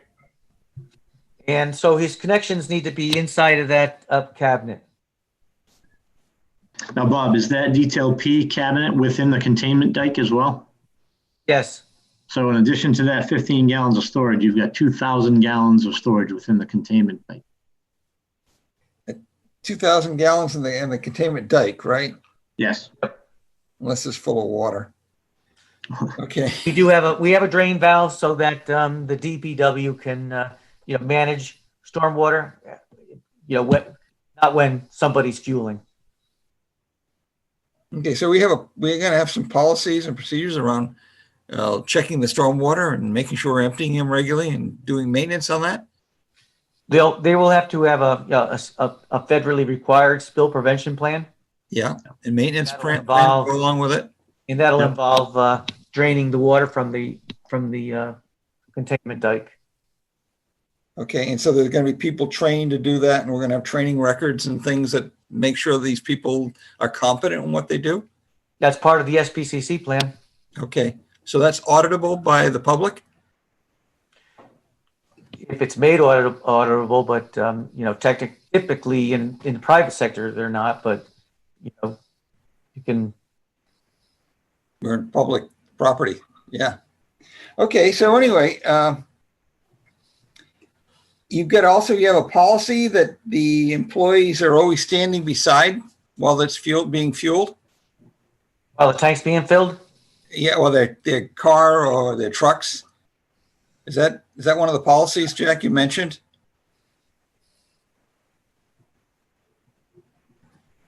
I think Jack's muted. Yes, sir. That's correct. I mentioned that in the first.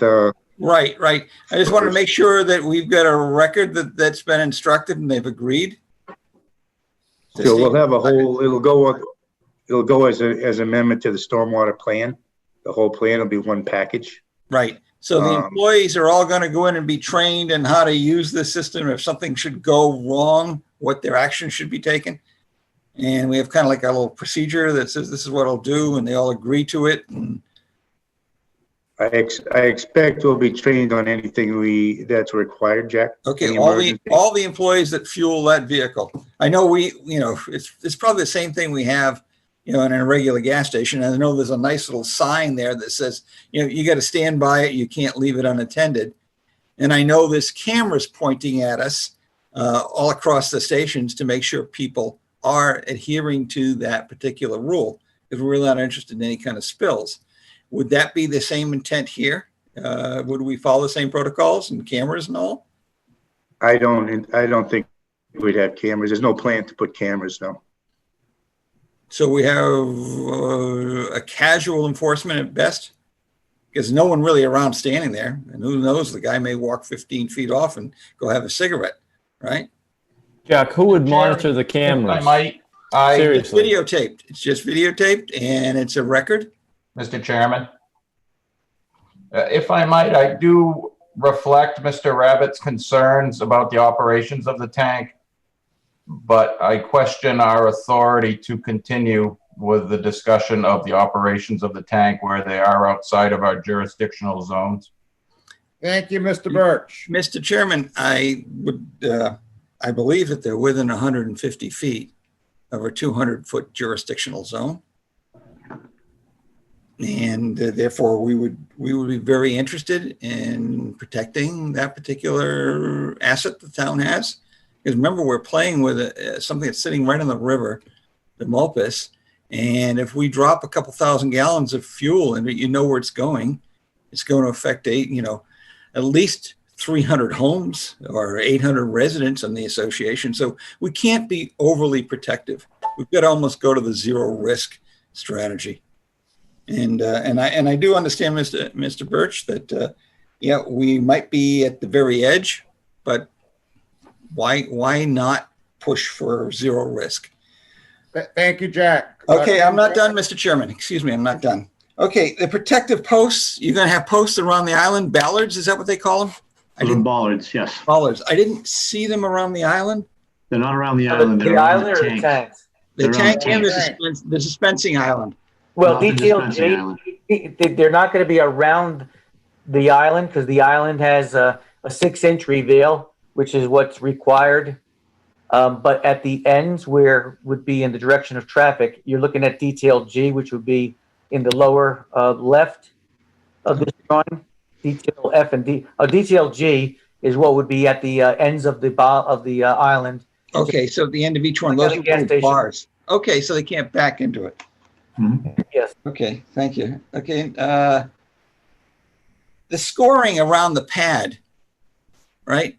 And you're saying that's going to capture the small, the quart or so of gasoline that would spill, right? So where does that go as sits and evaporates, or is there? I see that there is a. Okay, I got my drawings up too. It does go into some sort of a sump, but around that pad, where does that stuff go? If it rains and stuff, it just kind of rolls off into the sump. Is that how it ends up? It's designed to contain, and it's not just a quart. That'll take gallons and gallons of gasoline. Okay. It's designed to be level around the whole pad. So as gasoline, in the event of a spill, gets into that, it runs around the limit of the entire pad. Right. And that's when, in an event where something like that happens, that's where the SPCC plan comes in. Spill prevention, response to countermeasures. That's when that would take effect. So in the event of a spill, that document details you must do, A, B, C, D. And that is being developed as part of the construction document set. I believe there needs to be a record maintained of every one of those spills. Yes. Is that correct?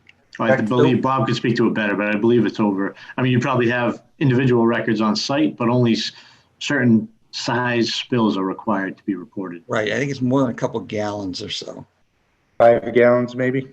Is it how many gallons? I think when we're on the street and we're dealing with the fire department, and we have to agree that it's a 5-gallon spill. 5-gallon spill. So we would make that record, and we'd look at some sort of a corrective action that would go along with making sure it didn't happen again. Jack? Yes, sir. I'm Jack Rabbit. I don't think that the commission is going to be looking at any training records.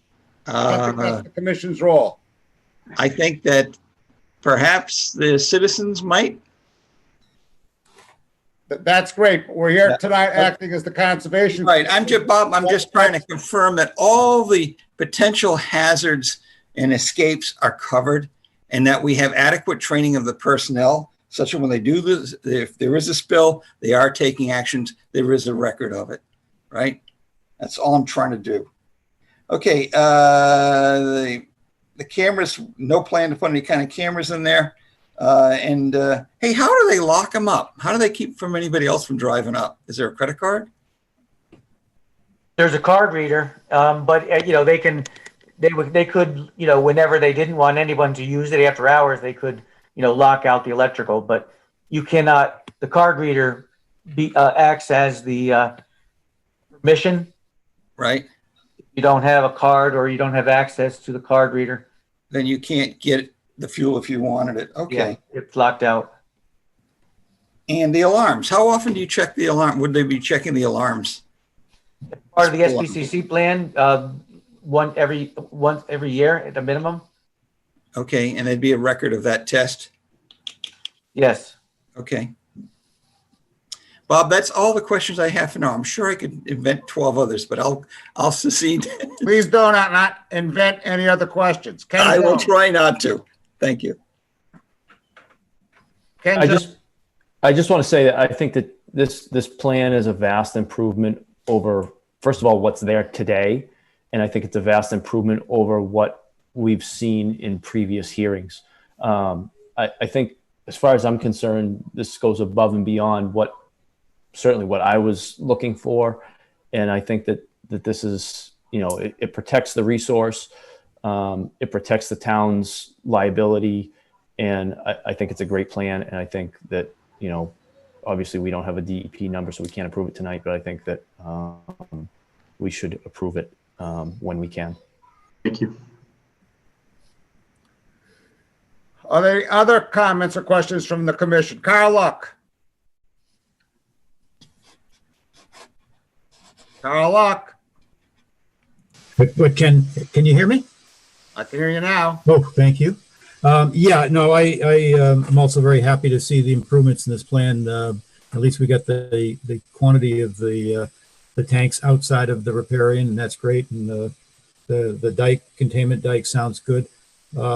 I just have one question on the sort of the output of the dike, which I know is outside of our purview, but the catch basin in particular. I understand it'll hold an awful lot of fuel before it passes, but in that best management practice or anywhere else, maybe through you, Mr. Chair, these plugs like the gas station up in Electric Ave use. Is there any thought or any value to putting one of these plugs at the output of the catch basin or the containment dike? It'll pass water, but if it accumulates any fuel, it'll essentially stop additional flow. I honestly don't know how that plug works. I mean, the way the hood is designed to be on the outlet pipe, the only water that can get out of that catch basin is what's, it's almost 18 inches below the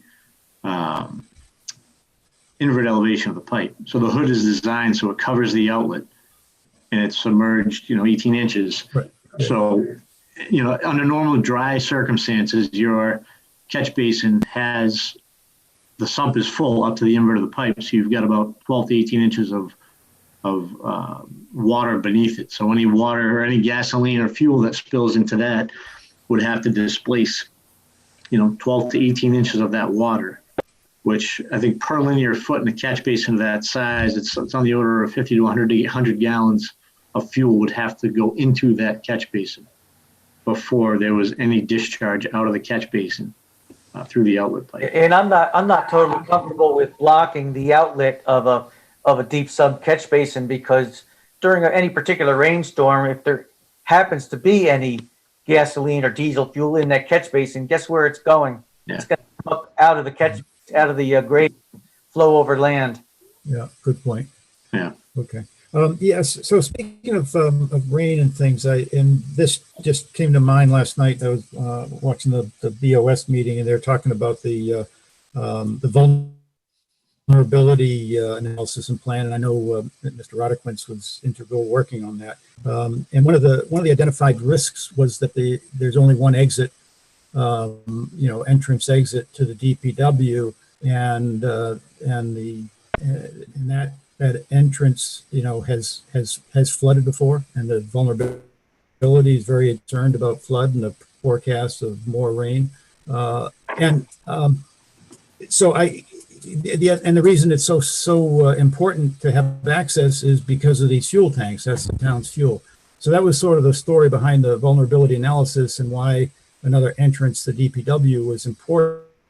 But it brought to mind these tanks, and you can tell me, Brian, what the elevations are, but the elevations of these seem to be very similar to the elevation of the road coming in. And if we think that site has vulnerability due to flooding of that road, then wouldn't these, not the tanks, because they seem to be higher, so not so much the tanks as the pad and the gassing area, wouldn't they be susceptible to flooding if there really is a vulnerability risk there at the DPW? So if you look at the tanks, the actual elevation of the tanks and the fueling pad are at, the tanks are up at elevation 484. The fueling pad is at like 483.9 to 484. So they're basically both at 484. And our driveway where the culvert is, as you drive across the culvert, you're 4 feet below. So you're at 480. So there would have to be, I mean, the building would almost be flooding before the water ever got to the tanks. The building would actually be flooding before the water got to the tanks. I understand that. I'm not aware of if the road floods. Well, I mean, the roadway can flood. That's down at elevation 480, 481. I don't know how high up has water ever gotten up to your building? No. You know, so that's the level of flooding that would have to occur before those, the pad was ever inundated. And so the building would have, actually, because of the containment dike, the building would have 2 feet of water in it before it actually flowed over at elevation 486 into the tank pad. Yeah, I understand that it's not the tanks I'm thinking about. It's the pumps themselves, and the catch basin, which is at obviously a much lower elevation. So I just highlighted. I'm not sure it's in our purview, but I just highlighted because the town's very worried about flooding in that area on the roads and losing access to the tanks. This seems to be maybe a little inconsistent. Mr. Chair. Otherwise, the design, I think the design's fine. Mr. Chairman? Go ahead. Go ahead. Go 1 second, Jack. Are you done, Carl? Oh, I'm sorry. I defer to Jack. He's got something to say. Oh, go ahead, Jack. I took part, Carl, I took part obviously in that vulnerability study, and I was not able to see the presentation, but I was the one that brought forth the value of, it started out with the public safety building and the value of having 2 means of egress. And I brought it up in terms of that pipe failing. I don't know how that got translated into the entrance flooding, but in my narrative to the consultant, it was about the pipe failing, not from flood, but sort of the way it's failing now. Which isn't likely to happen for another 100 years, given the design we have. But I'd like to circle back on that, Carl. Thanks for bringing it to our attention, because it was not the flooding, in my estimation, that was the issue. But let me circle back on that. Yeah, that would be great, Jack. Because maybe it's certainly in the words that got presented last night in that report. Okay. Talked about the concern of flooding and the importance of the access to gas. And so, yeah, if that could be straightened out, then that would be wonderful. Let me check. Let me check on that. We have to come back because of not having the number. So hopefully I can get something definitive on that for you, and would also be helpful, since this vulnerability plan going forward is a pretty important document. And so I'd like to check on that myself. Thanks. Yeah, it's that plan. I'm probably more concerned, as you say, that the plan not give some misleading information that seems right. So, right. So, Mr. Chairman, that's all I have pending. I'm anxious to see if the DEP comes with anything back.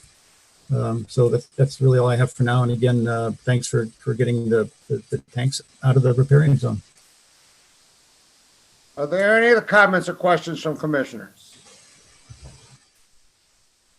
Are there any comments or questions from the public? Please raise your hand. Mr. Chairman, I did have one quick question going back. Go ahead, Rich. I know we're going to call on Chief Sullivan.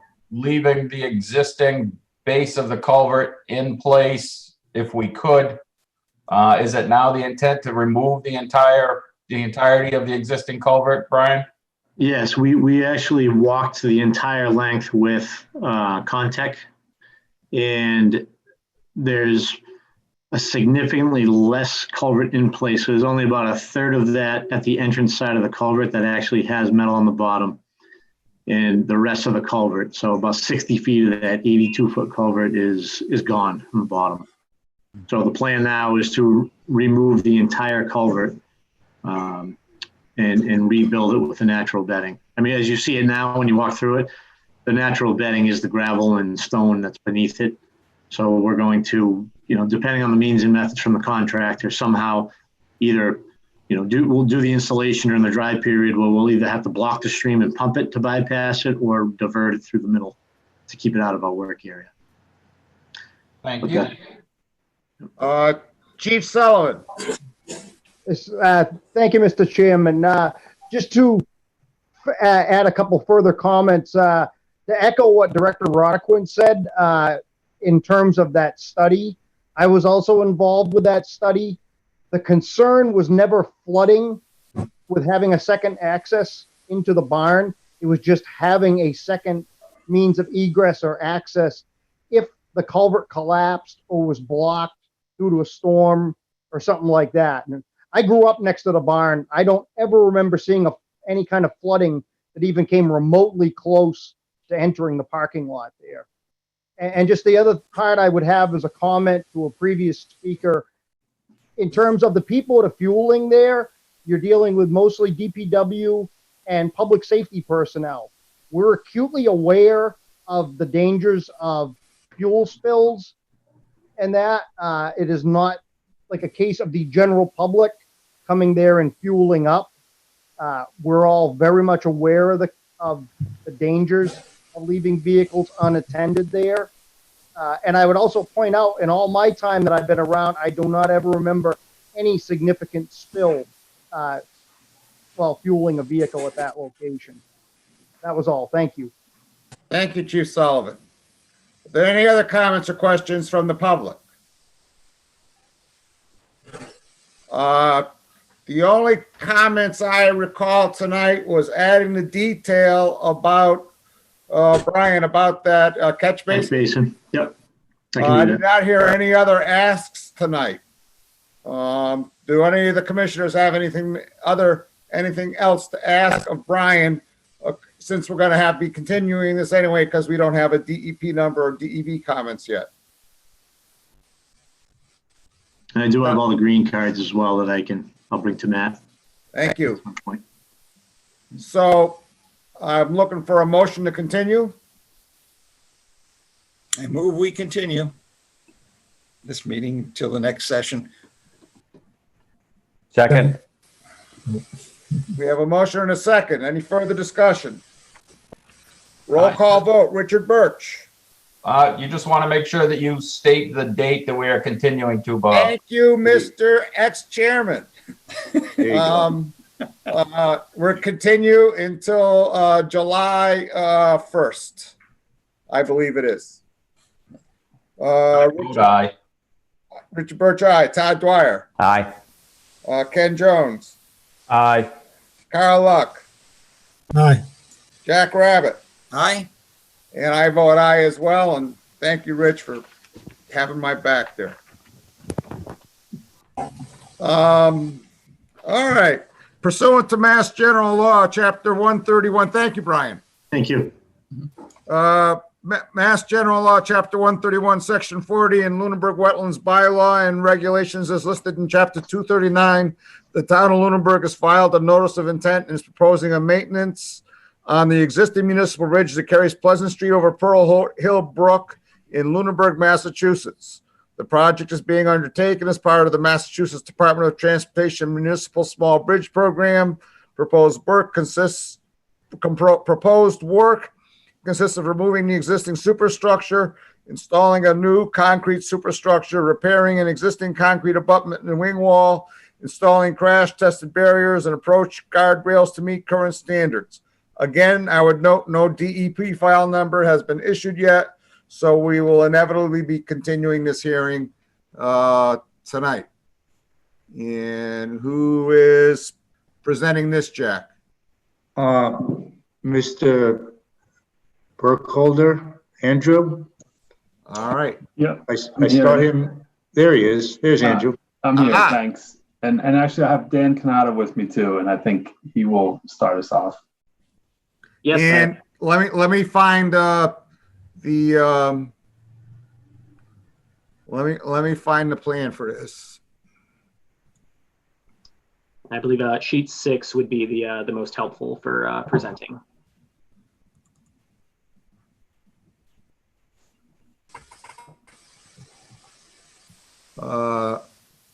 Is this sheet 6?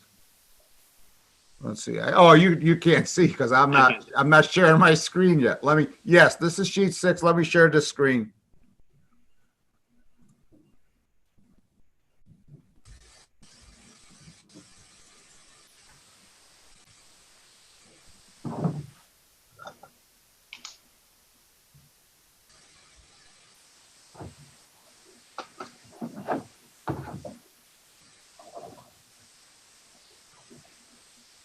How's that? That seems good. That shows our work area, work limits there. My name is Dan Canada. I'm an environmental scientist at VHB. Here with Andrew Burkholder to discuss this project. He's the project manager and engineer. Andrew, do you want to go through the elements of the project, and after that, I will go through the regulatory compliance aspects? Sure. So this is a concrete structure that crosses Pearl Hill Brook here on Pleasant Street. The superstructure, which is a fancy bridge term for just the beams and the deck, it's not in great shape.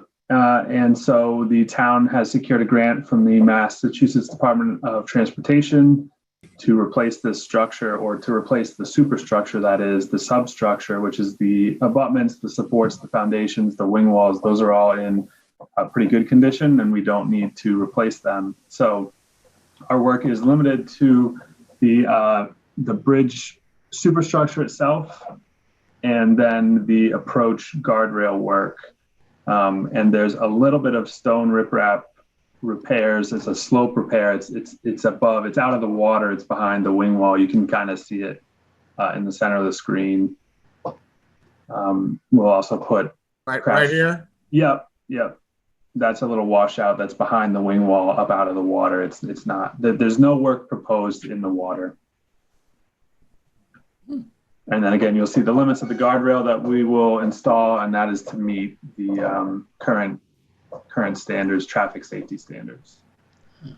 And then you'll see a limit of paving on each end, and that's a mill and overlay that just ties it all together so that it's nice and smooth when you drive on it. So new pavement for the approaches. That pavement is in a pretty rough shape as well. So we will be replacing it with this project. All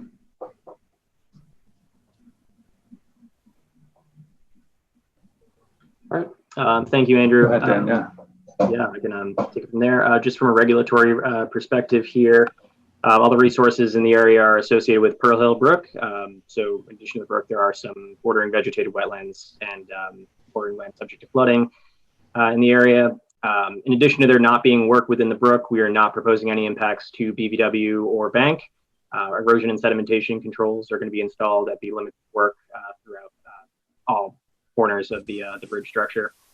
The work is going to be entirely within riverfront area, but again, we are maintaining the existing roadway layout, work on the paved roadway and immediate adjacent shoulders. So there will be no additional, or rather no new alteration of the riverfront area as a result of the project. The work also, just due to the nature of it, of all the work being immediately over a brook, this is going to require work in the bylaw established 30-foot no disturb and 50-foot buffer. Again, these are disturbed from their natural state just due to the fact that there's a roadway there and it has been previously developed. Additionally, because we are working in a riverfront area, we are proposing a small area of native shrub plantings. Due to the scope of the work, we don't have a ton of space to install anything, but we are proposing native wildlife wildlife beneficial shrubs along the base of the roadway layout there. Does that show here somewhere? Yes, they're shown on the lower portion there. It's proposed native shrub plantings, and we are proposing nannyberry per the recommendations of some of our senior scientists at VHB. Oh, okay, yeah, all right, thank you.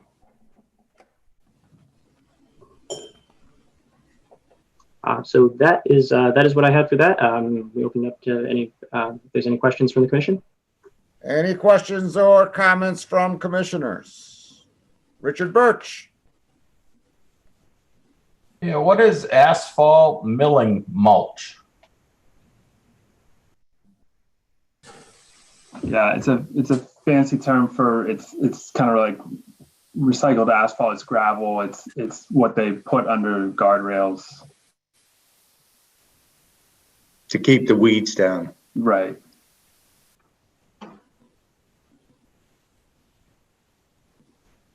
And I did have the neighbor that is just on the eastern side. She has the chain link fence.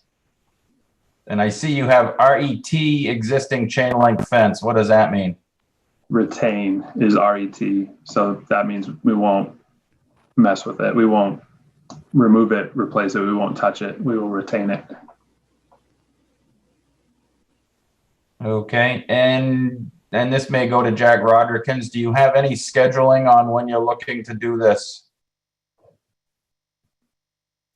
Yeah. Andrew, I think Andrew can best. This has gone through an extensive review. Never goes as quickly as I would like it to do, but Andrew can better answer that question, Richard. Sure. So we need the Mass DOT has to review the structural plans for the bridge under Chapter 85. They do a structural adequacy review. Even though it's a town-owned bridge, Mass DOT gets to review the plans just to make sure it's adequate from a structural point of view, a load carrying capacity point of view. So those plans will be submitted to the Mass DOT, I believe, either late this week or early next week. And then they have a review process. And once they have reviewed it and approved it, we can then put it out to bid. And so we're anticipating it's early fall probably until everything gets in place. Okay, so it's something you're looking to do in this calendar year, or at least start the project? Ideally, yeah. And the length of construction? So the time when the road is active construction on the roadway would be hopefully only a couple months.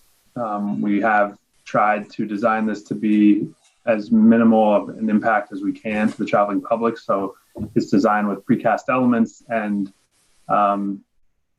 things that can be installed quickly to minimize that disruption. So in the 2 to 3 month range. Okay, so the bridge decking is cast off site and set in as one piece or multiple pieces? So right now they're precast concrete beams that are set side by side, and then a concrete deck is placed on top of that. So it'd be a concrete wearing surface. You'll see concrete out there. And that deck ties everything together, allows all the beams to behave together. Okay, and how is the existing deck removed? The existing deck is removed most likely with hydraulic machines, and we would have a specification or a special provision for shielding and a requirement that no material is dropped into the brook during the demolition activities. Okay, and is that in the application, the no material dropped into the river? I don't think that's probably in the application. Okay, where we're not going to approve anything this evening, is that something, a narrative that you can submit? Sure, we could include the special provision that would be included in the contract documents. We can include a copy of that. All right, I personally would like to just see that added into the application for our approval and follow through. And that is all, Mr. Chair, at this time. Thank you so much, Matt Merle. I noticed the line showing the limits of the 100-year floodplain. Was that survey located, or did you just put the overlay on the plans from Mass GIS? Dan, do you know the answer to that question? There was a hydraulic report produced for this project separately, and that material was established from that. If you'd like, we can provide that as a attachment or a supplemental information. Yeah, I'd like to see that. So I'm assuming by your answer, you're telling me that the hydraulic analysis is what you based the limit of the floodplain on. Yes. Correct. Now, from the looks of the plan, is there any work actually taking place within the floodplain? No, there's no proposed impacts to flood elevations or work within the floodplain. Okay. You just want to send that to planning just to ensure that you don't need a special permit. Okay. Any other comments or questions from commissioners? Any comments or questions from the public? Andrea Lanford, LaFord, let me unmute you. Hello. I'm Thomas LaFord of 53 Pleasant Street. I have a question about the proposed pavement milling mulch. Is that ground up asphalt? You know what? I'd have to double check and tell you exactly what that material is. That's the name that Mass DOT gives it, the technical name, pavement milling mulch, but I don't think it's actually pavement. But I would have to check and make sure of what that material actually is. Jack, do you know what it is? Yeah, I think, Mr. Chairman, if I may. Go ahead. If the LaFords, I don't know if you recall last year, it might have actually been the year before when they paved Route 2A from the limits of our town.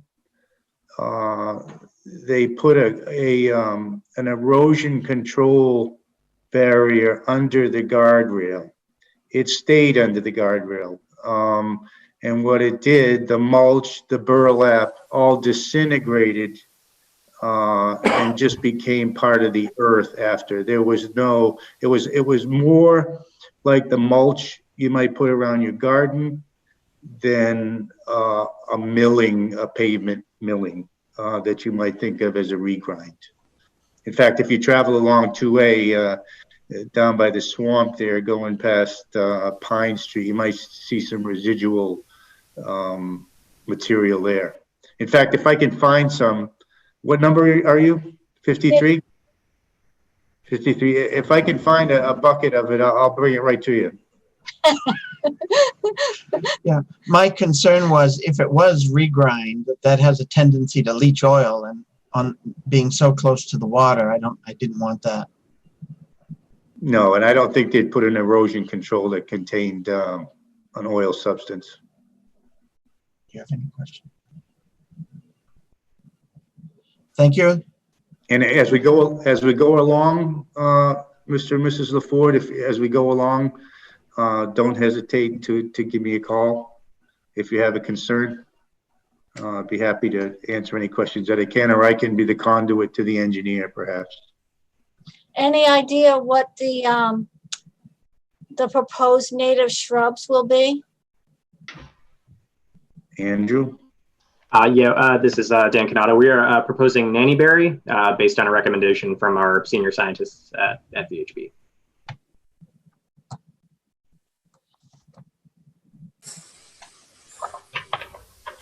Is that all, Mr. and Mrs. LaFord?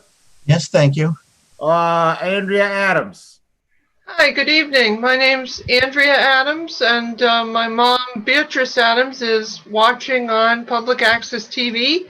I'm calling in because she isn't as Zoom capable as I am. So just a couple of, you think the Conservation Commission may have bumped into her when you did your site visit. We own the property that has the dam on it, that if you look to your left while you're standing on our property, you see the bridge.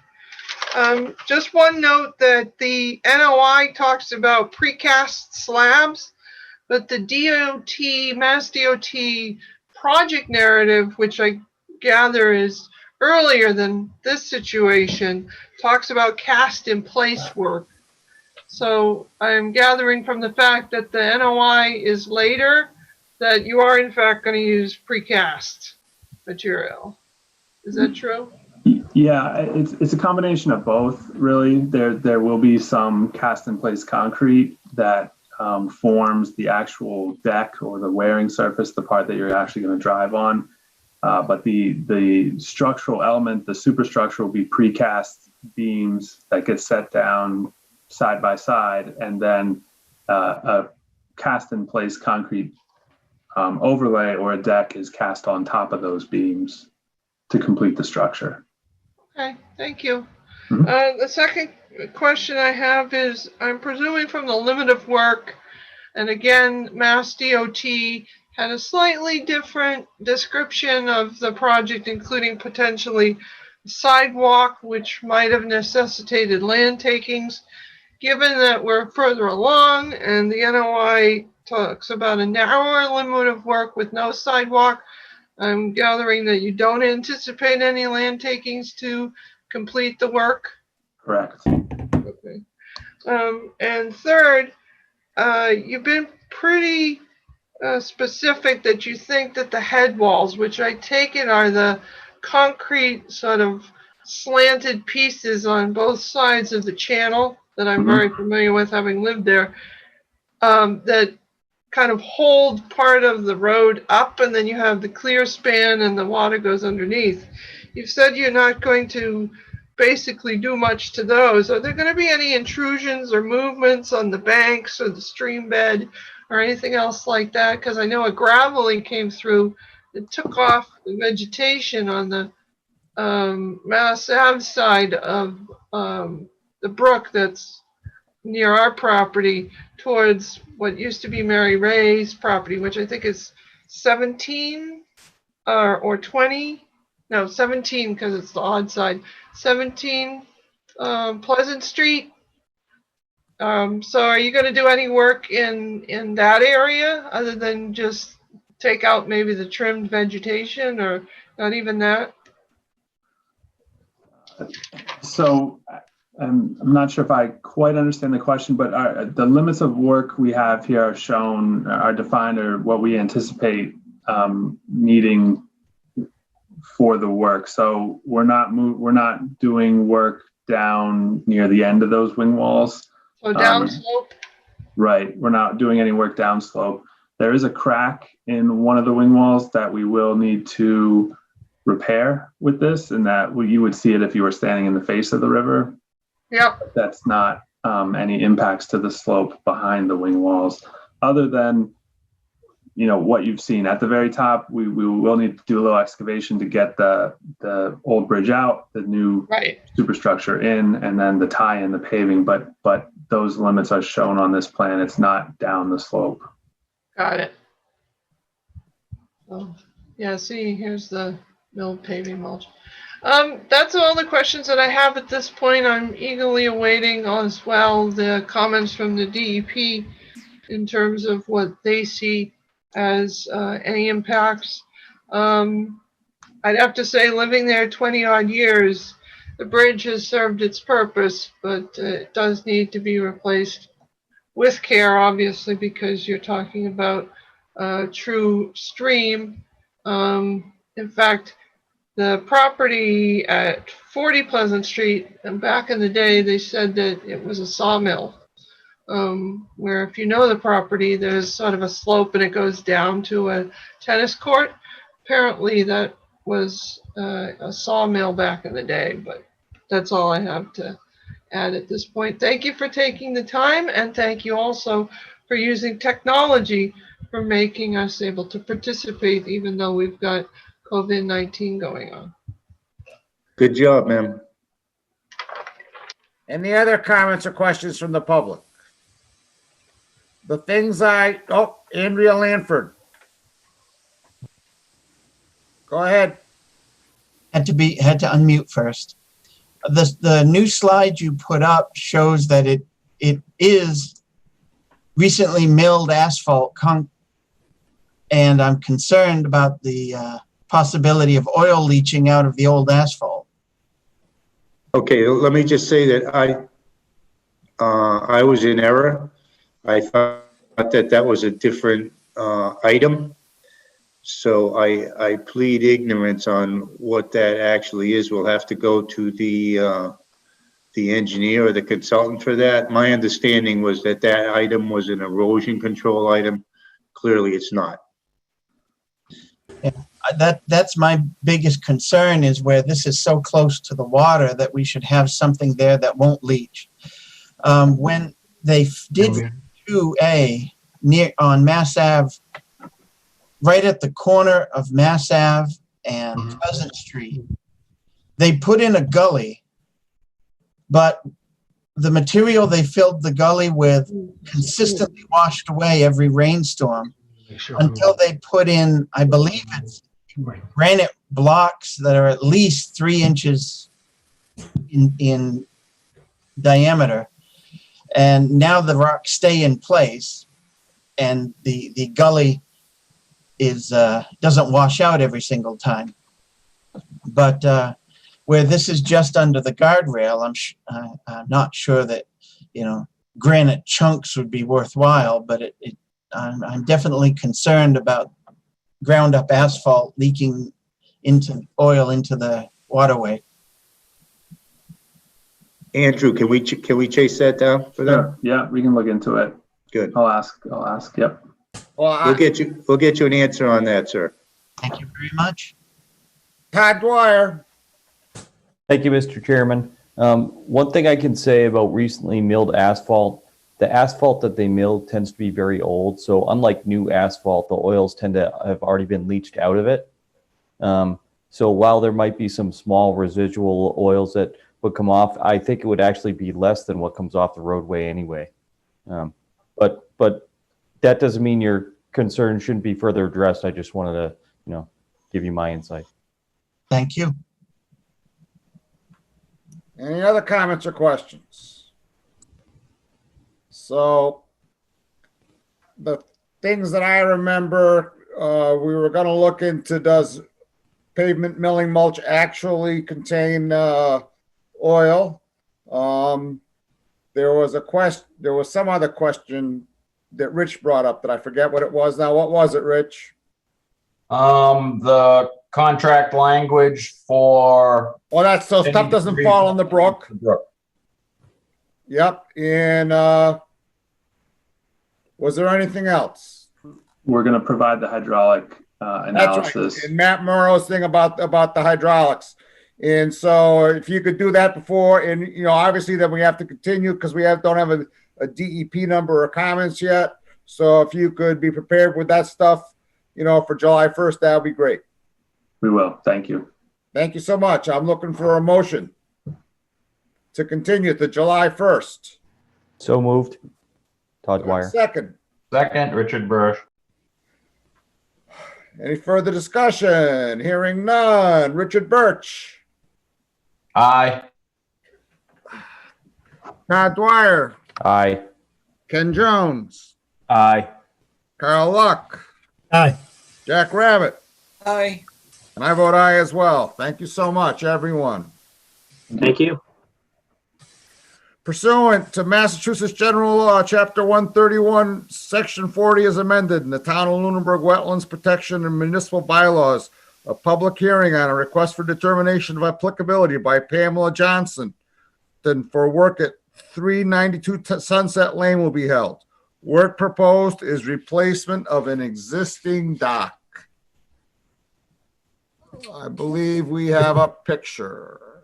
Mr. Chairman? Yes, sir. Carl Luck. I need to recuse myself from this. Well, then, by all means, recuse yourself. Thank you.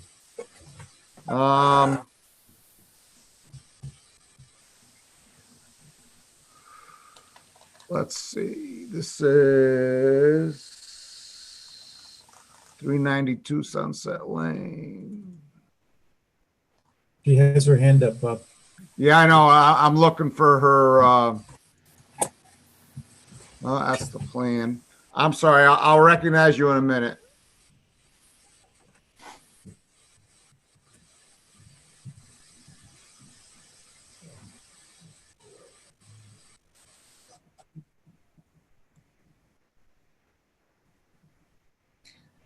This is what we have. All right. Well, I'll come back to Zoom now. I'm sorry. I've been doing other stuff. We'll get rid of this. We'll come back to Zoom. All right. Pamela Johnson, let me unmute you. Ask to unmute.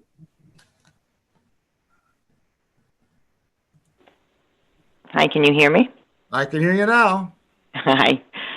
This is Pamela Johnston. Yeah, I don't know if you found my drawing, but I don't think and what I have is nearly as complicated as what you folks have been working on. We have a dock that's been in place, and it got very old, and we're just replacing this in the same location. So is this the dock in question? That was the old one. And so what's the dock like that you're going to put in there in place of it? I have my brother on the line as well. I don't know if you can unmute him in case he wants to talk more about the product and. Okay, one moment. Let me, this will take me a minute. Yeah. We co-own the property. Rick, go ahead. Thank you. Rick Tonoli here, co-owner of 392 Sunset Lane. We're going to use a modular temporary dock system, pre-manufactured, temporary, so we take it out in the winter, put it in the summer. Aluminum? Yes, sir. Are there any questions or comments from commissioners?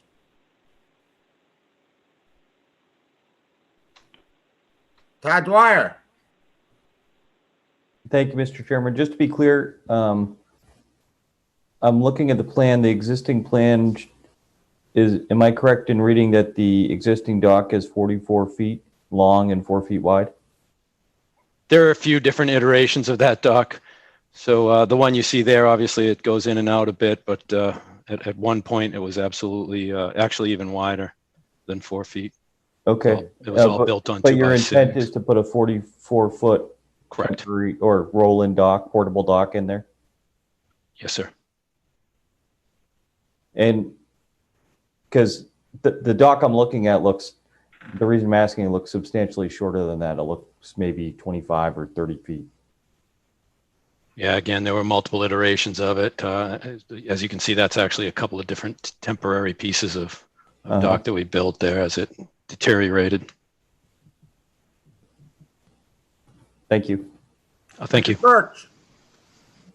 I had two quick questions. Unfortunately, I don't think either of them are necessarily within our authority. Number one would be to Matt, where this is a 44-foot proposed dock. Is it a dock that does need to get a Chapter 91 waterways permit?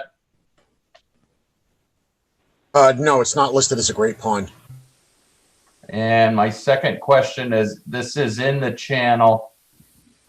Is it something that the town should briefly review where a 44-foot dock, at least in my memory, seems to be one of the biggest docks that we've seen before us, sticking straight out into what can be a fairly congested channel? I would assume that that would have to go to the Board of Selectmen, as we don't have a formal harbor master, to my recollection.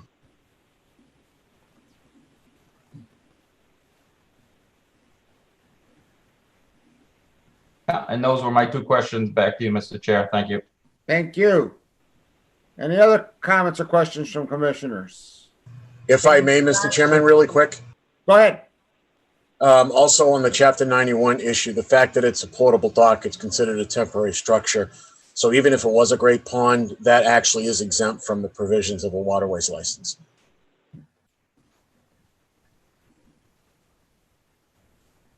Pam Johnson, did you have any additional comments? I did not. Thank you. Thank you. I'm going to lower your hand. Any questions or comments from the public? Heard some concern about the length of the dock and that maybe you should go to the Board of Selectmen. Is there any further discussion about that issue? Mr. Chairman? Jack Rabbit. Thank you, sir. I'm sorry, I'm too far away. I agree with your concern, Bob. It is a congested waterway, and the town has never, where this is, we're not sure whose property it is, but if there's a potential for a safety issue, and you're putting a congested area, I would think that the selectman should review that, and the safety officer should. So I completely agree with you. I would suggest we take it to the selectmen. Except we don't have a harbor master, and the selectmen have always been kind of ambiguous. But let me see what Matt has to say here. Okay. Just a quick question. How much of that 44 feet is actually in the water?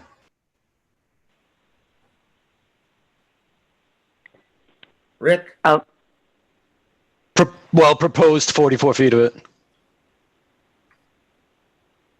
Is there a reason why it has to be 44 feet? Is there a way you could reduce the length?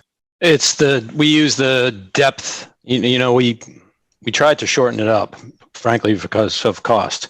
And when we put a boat out there, it's very shallow there. So it's difficult to get a 20-foot boat and have the bottom end not hitting in the winds that we get there. So what you're saying, Rick, is that it's shallow near the shore?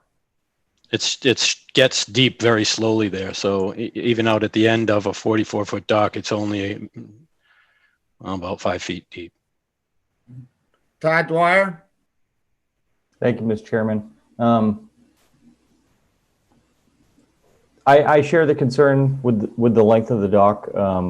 I would not vote in favor of the dock that extends that far out. I would be in favor of a dock that maybe had an L shape if they needed to accommodate a longer boat to prevent it from extending so far out into the waterway. But that's just my opinion. Thank you. Rick, you need 4 votes. So, Well, could I ask, what would an acceptable length of dock be that could get passed? At what point would you all not have a problem with this? Is there precedence for that, first of all, I guess?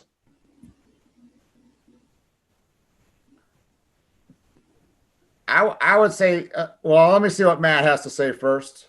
Matt? A couple of quick questions. Rick, considering your location and your proximity on that lake, how much boat traffic is upstream that heads in your direction?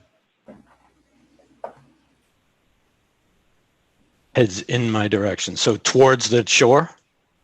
Yeah, how many other docks that you have up there that generate the boating traffic that would go past that dock? Oh, Shady Point is what you see across from us. There's plenty of traffic. And how far away is Shady Point from where your dock would be located, feet-wise? That would be an estimate. I don't know how far it is across that lake. If right now, if you could just give me a best guess. Over 100 yards. Okay, so that's a pretty long way from a boat traffic concern. The other concern I would raise to the commission is that while the items that you're bringing up are definitely justified, and I can understand where you're going with it, it may not be a wetland protection purview. That may be something that may have to go to the Board of Selectmen for consideration. Even though, as the chairman pointed out, sometimes they're ambiguous about it, you could do a conditional negative with them having to go to the Board of Selectmen to verify and approve the length. I like that idea. How do other commissioners feel about that idea? Mr. Chairman, I do like Matt's idea.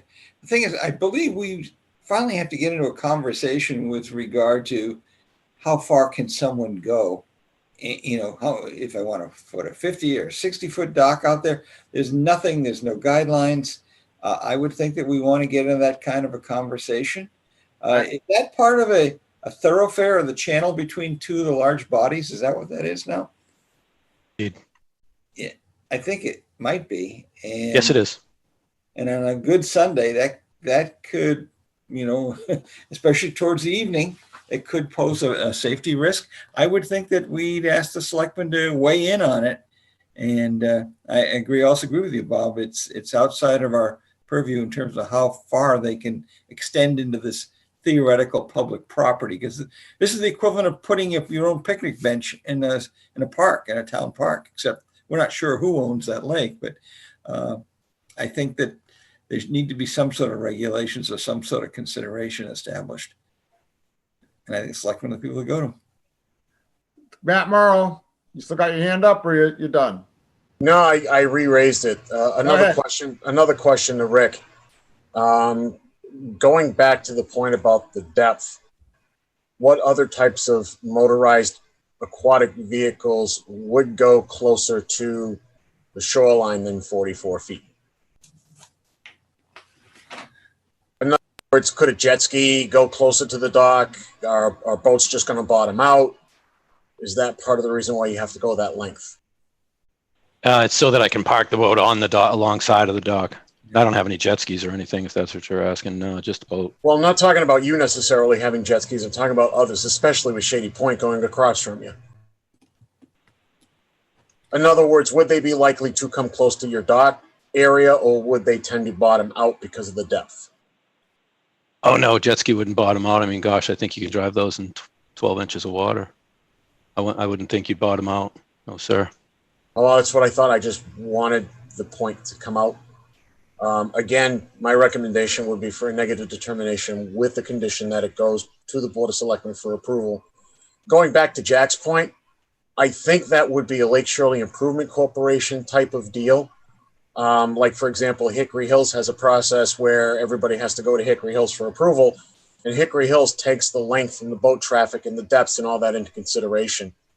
Between them and the Board of Selectmen, that may be something, a procedure they may want to talk to the Board of Selectmen about. So I could totally understand Jack's point, and it is a subject that, because of the amount of docks that are starting to go in and the replacements and the updates and all the fancy new boating and recreational equipment that's out there, that may be something that should be explored in the future. But I don't think it's necessarily in our purview, but we may want to mention it to them so at least we could get, a spark going. Richard Birch. I would agree with Matt's suggestion of a negative determination with them going to the Board of Selectmen just for review. My biggest concern was not necessarily the overall length, but the fact that most docks that have come before us that we've approved have been 18, 20, 24 feet. And this is sticking out 44 feet. So it is a dock that, people that are out on their boats and jet skis may not be accustomed to having to swerve around. So it just kind of drew a concern that just should be looked at or reviewed outside of our purview. And this is Pam. Can I just make a couple comments also? That the land, you can't see it to the left in this picture, is in a straight line with us. It's curving out. And that is a sandbar. And boats would bottom out coming in that area. Now, you asked about a jet ski earlier, Matt. A jet ski has nothing under the water, so it's not going to bottom out. But a boat would. You couldn't come in that close with a boat. And as you can see from this picture, in order to get deep enough, we have had to have the boat moored out, and the traffic is not coming in. The channel is not that narrow that the traffic is coming in this close. It's a sandbar right there. It's very, very shallow. And that actually goes to the point that I was trying to make. You have to take in consideration of what traffic goes around there, how wide a channel it is, basically how the terrain is around where that dock is being proposed. But again, as Rich pointed out, my recollection is the longest dock we've ever approved has actually been 28 feet. Going to the Board of Selectmen would be their way to go as far as addressing the length. But again, it's not in our purview. So my recommendation remains unchanged. And Rick, I have a question for Rick. How long is the dock you have there now? There's no dock there this year. There's no dock. There's no dock in the water presently. What was the prior length? I don't know exactly. You can see it, the last iteration there. But again, you can see that's not, you can see because we had to move the boat out even further still with that much dock. That's why it's out there. The dock rotted away. We used pieces and parts of it to keep something there so we could walk out on it, but the boat was no longer able to be parked next to the dock. Yeah, the point's well taken. How'd you get out to it, Rick? Another boat? Swam. No. Walked, actually. You didn't have to swim, you know, it's still chest height. And that boat, since we're all staring at it for so long, that boat is clearly out further than 40 feet, you know, and that sits out there and spins around on a rope. Yeah. So. I'm looking for a motion.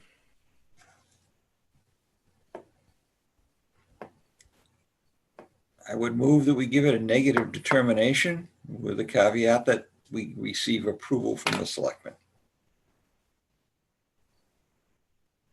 I would second that, Richard Bursch. We have a motion and a second. Is there any further discussion? Could I have just a quick explanation of what that means to me? Essentially, what it would mean, Rick, is that under a negative determination, it means that the commission is essentially stating that your proposal is not going to impact the lake in a negative way. So you don't have to go the next step and file for a full-blown notice of intent. Your process essentially would end here, but the caveat is that as part of the approval, you would go to the Board of Selectmen so that they could say yay or nay as far as the length goes.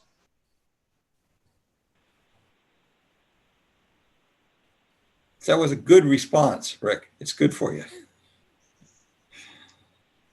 Mr. Chairman. When they say negative, it's a positive. Yeah. I'll take your word for it. Thank you very much for your time. Any other comments or discussion before we vote? I just have one quick comment.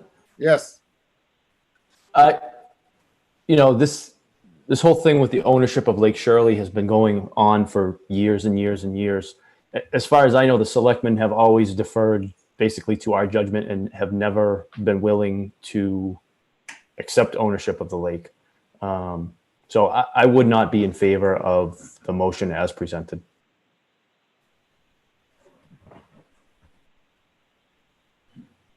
Again, to clarify my recommendation, the reason why I put in going to the selectmen is because we don't have a harbor master, a formal harbor master. So it necessarily wouldn't be that they were acting as owner of the lake. They would be acting as a de facto harbor master. Safety. I don't think that's their purview. I mean, they wouldn't have that purview on Lake Whalum or Hickory Hills. Why would they have it, the purview on this lake? No, your point is well taken. Hickory Hills is essentially the land around Hickory Hills, the first 400 feet strip around it is actually privately owned. They have a privately owned board that governs it.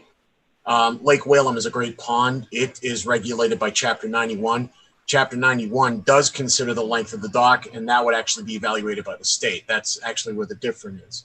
Don't get me wrong, Ken. I actually understand your point, and it's well taken. I'm just trying to make sure that all issues the commission raised can be somehow addressed. But again, the length of the dock is not within our purview. Mr. Chairman, if I could add to the comment, essentially the Board of Selectmen took the position that they could establish an overseeing group to take care of that lake. And essentially Lake Shirley Improvement Corporation was established. So they did, by the fact appointing Lake Shirley, they have taken some sort of a position on it, and they're, you know, eventually I'm betting the town will own it, but the fact that we did appoint Lake Shirley as the keeper, that means we own part of it. I think, Ken. I think. Yeah, it's a good question. I agree with Ken. I frankly don't like the motion. But the motion's been made and seconded, and I think we have to vote. Well, before you do, can I just ask what that's going to mean when because I guess I'm not clear on it. Wait, before we try to attempt to answer that question, Pam, I want to hear from Commissioner Dwyer. Okay. Thank you, Mr. Chairman. Since it was a dock, I'm not sure if this made it on your list for the site walks the prior weekend. A suggestion to me would be that we wouldn't approve a dock any longer than it needed to be. If it needs to be 44 feet, then I think we should consider it. And I think the factors we should consider are how much water does the boat he has or intends to have draw, and then how long does he need to get there to have, you know, that amount of water plus maybe some safe buffer over that.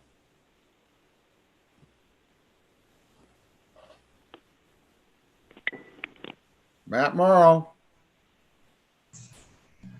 Going back to Ken and Todd's point, and the point that Rick Tinoli had made, was that if you actually look at the picture, you can see that there is a boat tied out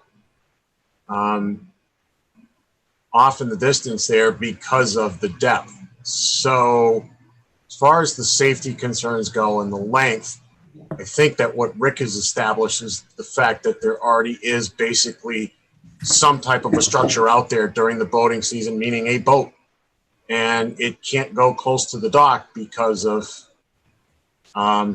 depth considerations. So I think that also should be taken into account as well. I think the picture here going to the discussion on the length is actually a very telling point. Richard Birch. I would ask if we're going to be taking the depth of the water into consideration for the purposes of documentation. We do have it in the application so that the next person coming along says, well, you gave them a 40-foot dock, and as long as we have the documentation as to justify our decision that it had to be that length to allow them to have a boat on it, we do need to have the proper documentation in place to I like Richard's suggestion. As chairman, the problem I have is I have a motion on the floor that it's a different motion. You know, as chairman, I would prefer if we were to take and continue this hearing and go out and like take depth measurements, you know, as the distance from the shore, so that we could clearly, you know, so we have some evidence, you know, that's you know, data driven rather than just this picture, you know, that supports the idea that that a longer dock is justified here. I will rescind my second of the motion. Thank you, Richard. But that means I have to amend mine, Rich. Okay, for additional consideration, could we ask Lake Shirley Improvement Corporation to weigh in on this? They, you know, they live there. They know more about this than we do, with the exception perhaps of Carl. Well, I know Carl knows more about it than we do. And I would think that gaining more information is the right answer. I share the concern that these docks will just keep going further out. And, you know, and even there's a question of how many docks can you put in. By the way, I did like Todd's idea that you do an L shape on your dock. And those are the things that we probably want to consider, but I would like to hear what Lake Shirley's going to say. That's, you know, that's their home. Okay, we had a motion with no second. Do we? Amended it to ask and also include, in addition to the selectmen, going to Lake Shirley Improvement Corporation and asking them to weigh in. So are we asking for a negative determination, or are we asking for continuance? Well, and this is Pam. I just want to add that Lake Shirley Improvement Committee was on the abutters list, so they did receive notification of this, and they're not here to voice any concern about that. I think that's a pretty strong point, actually. And I think I would make a motion that we continue this pending a site visit, and I would like to see if they can put some sort of marker or buoy or something at the 44-foot mark where the end of the dock would be, so we can visualize what that's actually going to look like in comparison to the width of the channel and the, you know, the navigability of the channel where the boats go. Do we have a second for Ken's motion? I would accept that motion. I would move mine to accept Ken's. How's that? Does that work? Is that a second, Jack? Yes, I'll second it too, sure. Thank you, Jack. Okay, we have a motion and a second. Any further discussion? Roll call vote. Richard Birch. You're muted, Rich. The motion is to continue the hearing to gather data about depth. Aye. Sorry about that. That's all right. Todd Dwyer, Aye. Ken Jones, Aye. Kyle Luck. Didn't he recuse himself? Carl recused. Oh, that's right. Kyle recused. Thank you for Jack Rabbit. Aye. Bob Pease, aye also. I would also suggest that in the data, if you could take and say, you know, like, this is how deep it is 10 feet from shore. This is how deep it is 20 feet from shore. This is how deep it is 30 feet from shore. And this is how deep it is 40 feet from shore. If you could have that data available for us, that would be great. Yes, I can. Thank you. Thank you so much. Thank you.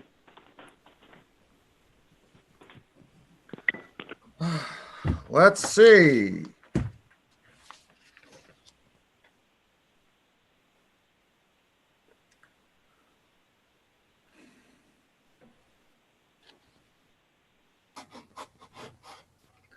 Pursuant to Mass General Law 131, Section 40 as amended in the Town of Lunenburg Wetlands Protection and Municipal Bylaws, a public hearing on a request for determination of applicability by Emily Zaffino for work at 155 Reservoir Road will be held. Work proposes installation of an in-ground swimming pool within the riverfront. Someone here from Reservoir Road. Aha, Emily Zaffino. And you are unmuted. And Good evening. good evening.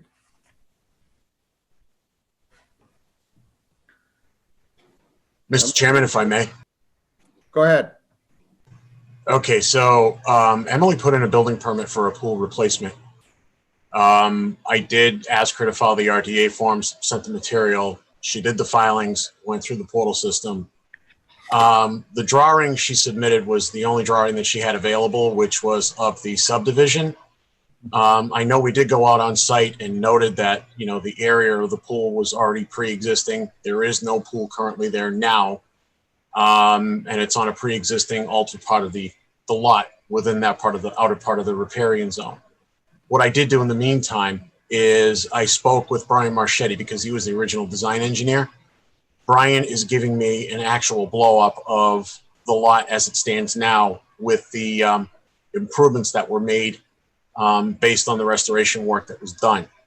So what I'm asking the commission, if out of deference to the fact that the pool is going to be in the same location and that it's from a pre-existing structure, if they would allow for a negative determination with the caveat that I work with Brian to have all of the dimensions put on that plan. He's agreed to do that basically for the commission. Speaking for myself, I would rather have us have the plan in front of us before we vote on the negative determination. I can't imagine, I probably can predict a couple other members who would also feel that way. Quite fine. The only reason why I asked for that was because, I mean, we saw the site, we saw that the area is pre-existing. So that was why. But I did speak with Mr. Marchetti about this, and he just basically agreed to do it out of, I guess, the kindness of his heart. Wonderful. Comments from commissioners. Did you have your hand up, Jack? Yes, thank you, Mr. Chairman. Question, when we saw that, it looked like it had been an above-ground pool there before. Is that? Emily, it's an above-ground pool, correct? Yes. And now this one's looking to be an in-ground pool? No, Oh, it's not. It's going to be identical to what was there before, the same footprint? it's just leveled out land, yeah. Okay, so there's no padding or anything like that going in. It's okay. It's just a exact replacement. No, Jack, there was nothing there before. No, it's just a leveled spot. Oh, okay. Okay, I thought it'd been a above ground pool sitting in that area. When we went on site, there was an outline of a former above-ground pool that was out there. Yeah, it's just the leveled land, yeah. Oh, there was a pool there before. No, Okay, so what you did, okay, so maybe I was misinterpreting the site. So what you did was you leveled the land and drew the outline of the pool. Yes. Okay, so you did make changes already. Okay.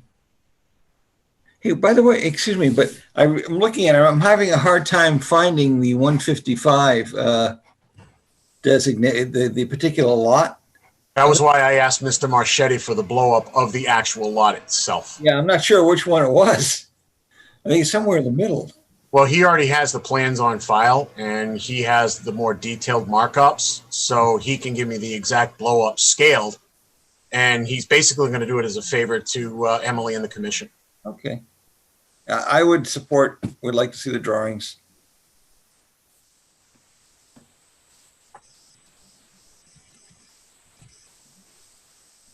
Any other comment from the commission? Any other comment from the public? I'm looking for a motion to continue to July 1st. So moved. Todd Dwyer. Second, Richard Bursch. Roll call vote. Richard Birch, Aye. Todd Dwyer, Aye. Ken Jones, Aye. Carl Luck, Aye. Jack Rabbit, Aye. and I for myself. So hopefully, Emily, by the July 1st, Mr. Marchetti will take and produce a drawing showing the location of this proposed above ground pool, and we can act on it at that time. What does the drawing need to show? Actually, he's going to have it to me probably by the end of the week. It's just the drawing that shows your existing lot where you probably recall from, I believe it was last year when the whole remediation scheme was drawn up for all the lots. He made modifications to your drawing. He's going to take that scaled portion and just basically plop the pool on it to scale. So because the plan that you have already shows where the riverfront and all the resource areas and all that already are. So it's already tailor-made and done. And it's nothing for him to just drop the pool on it from his office. So, I mean, in a sense, it saves you a ton of money because he's doing the engineered plan for you because he's already basically done it. So the effort for him is minimal. So that's what we're going to do. And once he gives me the draft, I will email it to you to review. Okay. Okay, thank you. Thank you. Our last public hearing, public hearing number 11, pursuant to Mass General Law, Chapter 131, Section 40, Lunenburg Wetlands Bylaw and Regulations as listed in Chapter 239. Robert Correa has filed a request for determination of applicability for the modification to an existing retaining wall and spot dressing the rear yard in addition of gravel to an existing driveway at 932 Flat Hill Road. Mr. Chairman, before we go, if I may just interrupt for a second. Yeah. Carl, on that last vote, I'm going to assume you said yes to the motion, but you had cut out, so I didn't hear it. Oh, yes. Okay, thank you. I just want to make sure, for the record, that's all. Is there anyone here for Robert Correa? Yes, I'm here. All right. Oh, Bob's iPhone. It's funny. That's the name of my iPhone also. Let me see if I can find your plan, Mr. Correa, that you submitted. Mr. Chair, I'm assuming you found the updated sketch that he provided that we asked for on the site? Matt, I had asked if you could produce the original application with the original plan of what was existing prior to the new wall construction and grading.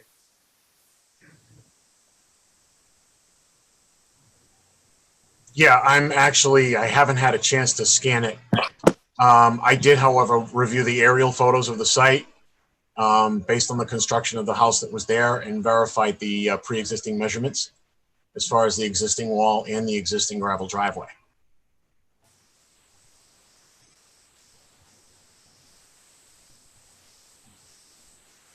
I actually also found an older file that we did for approving the septic system just before they filed for the house. This is what I found. That was the plan that was submitted to me as an updated. Right, that you guys wanted the measurements from the water to the edge of the gravel driveway that was already there. And then the width of the gravel driveway.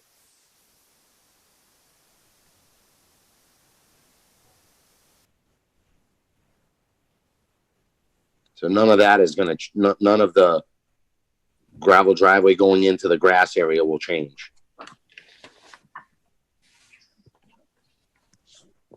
So what I did was I went back on the aerial photo history to when the house was built, the earliest aerials I could find. And I basically verified the dimensions of that existing wall as far as its width and its closeness to the water. And it essentially matches what's out there now.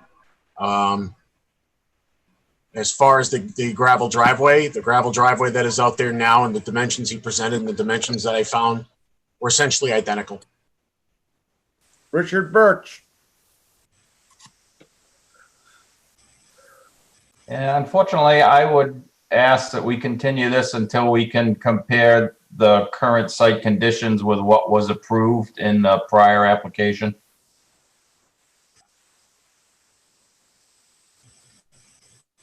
And unfortunately, he did have a notice of intent and did have a permit for the original work. So it's a little hard to say what was, what wasn't moved or may not have complied with that original permit without seeing the original approved plan.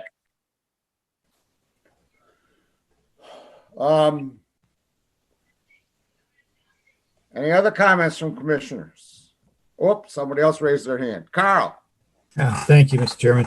All right. Yeah, I would agree. I appreciate Matt doing that aerial stuff, but I think we need to do our due diligence and get access to the what was originally approved so that we can just confirm that.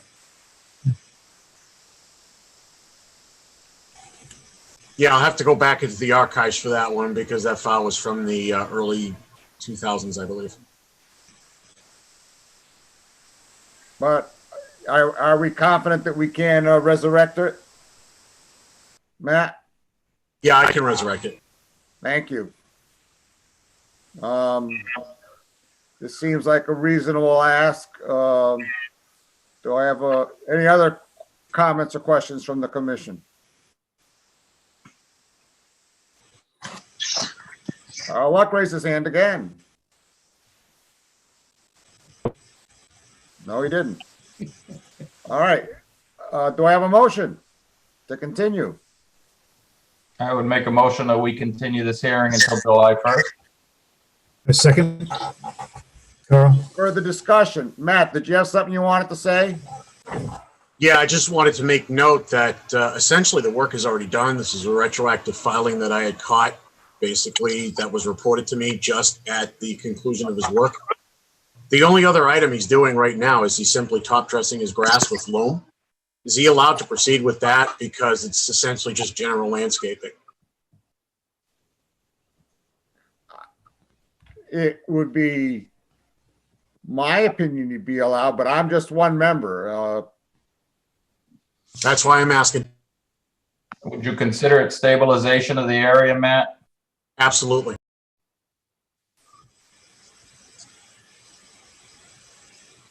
I don't have an More issue. vegetative buffer by keeping that grass established between the existing gravel driveway and that water body, the better. Okay. I sense, for the sake of moving things along, we're going to say yes. And let's have a vote. Richard Birch. Aye. Todd Dwyer. Aye. Ken Jones. Aye. Carl Luck. Aye. Jack Rabbit. Aye. And I vote aye as well. Just a quick question, Mr. Correa. Do you understand what just happened essentially? I believe so. I can put the loom on and see that and stuff. And I have to come back, I guess, July 1st. Right. We have to retroactively approve the work you did on the wall and the gravel driveway. So I'm going to dig up the original plans, which are pretty old, but I think I know where I can get them from. Okay. As far as the top dressing of the lawn, yeah, you're good to go on that. So, Okay. but you will have to come back here. I'll send you another Zoom link for the Okay. July 1st meeting. All right. Thank you, gentlemen. Have a great night. Unfortunately, the chairman needs a 30-second intermission here. I'll be right back. And Bob, I have an early morning tomorrow, so I'm going to retire for the evening, seeing as you do have a clear quorum still. Thank you. Okay. And we're going to go straight to Jane Gallagher, since the only member of the public that's still hanging in with us here. That's if we can keep Todd awake between now and then. Yeah, can you try and keep it down? I shut my video off for a reason. Hey, Todd, is the election this weekend? It is this weekend. Yeah. Well, congratulations ahead of time. Thank you. I think I have a good chance considering there are 2 people running for 2 slots. So I haven't heard of write-in yet, so it's looking good so far. Now, I heard some guy named Carl Luck might want to go as a write-in, but Yeah, right. Yeah. Don't even kid around about that on TV. Poor Carl. Hey, we just got Phyllis retired. Come on. You know, I'm only making fun of you because I love you. Ah, I appreciate the attention.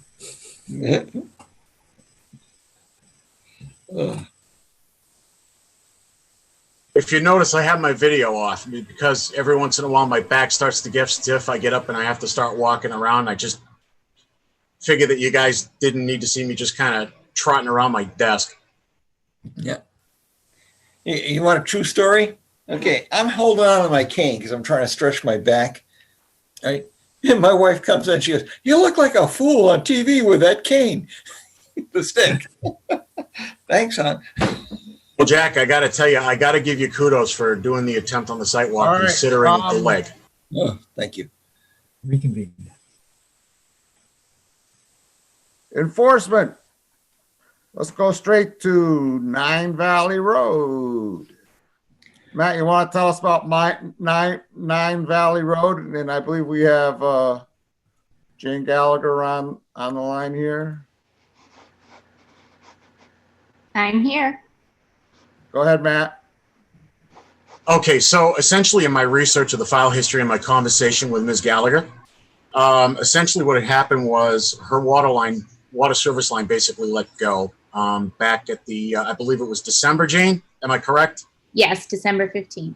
Okay, so what wound up happening was it was essentially an emergency and there was a temporary service line rigged up until it could be completed. Now, from the looks of what I saw on the site with Rich and Bob, I believe you've been on the site. Jane, the temporary line is still there, correct? Yes, it is.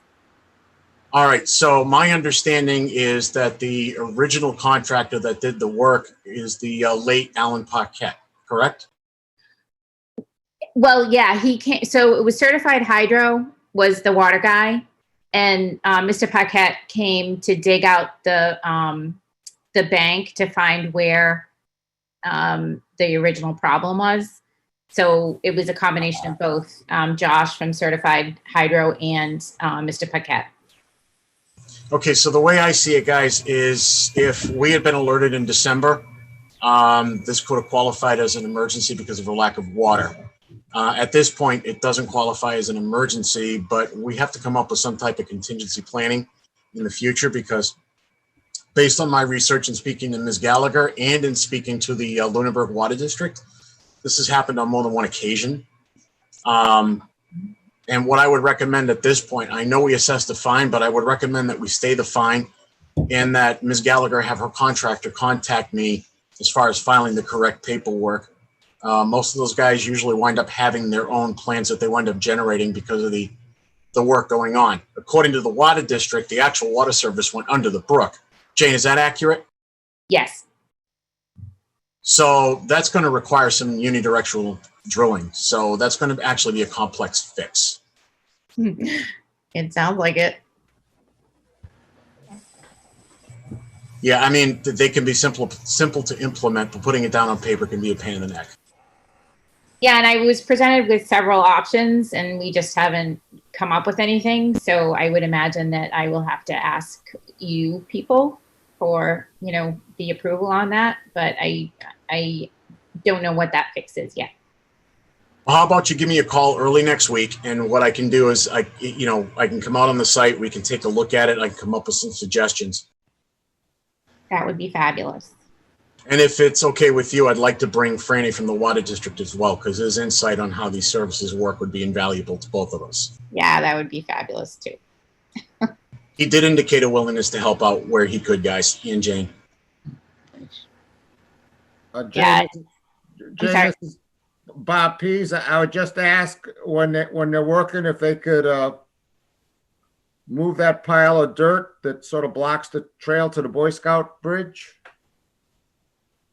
Sure. I imagine at the time it was frozen and he just put it where he needed to. Yep. And we just haven't come back to, for me, it's resources and, what happens next. And I'm kind of scratching my head. So.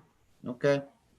Well, the interesting fact I had on that one was, if Al dug it out, I worked with Al Paquette for as long as I can remember. Al always would come forward with something like that. If he didn't come forward to me at the time, it was probably bleeding out pretty good, and he probably figured he could come to me later, but unfortunately, tragedy happened. Yeah, it was very tragic. And it wasn't long after that. So you want me to remove the dirt to the path to the Boy Scout bridge? As part of the work, yes, please. Okay.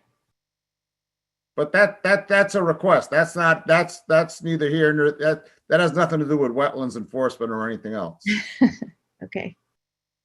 Matt, do we need a motion to waive? What I'm requesting the commission to do is make a motion to stay the fine, and to allow me to work with the water department and Ms. Gallagher to come up with an equitable solution that would both benefit her in the long term and benefit the wetland.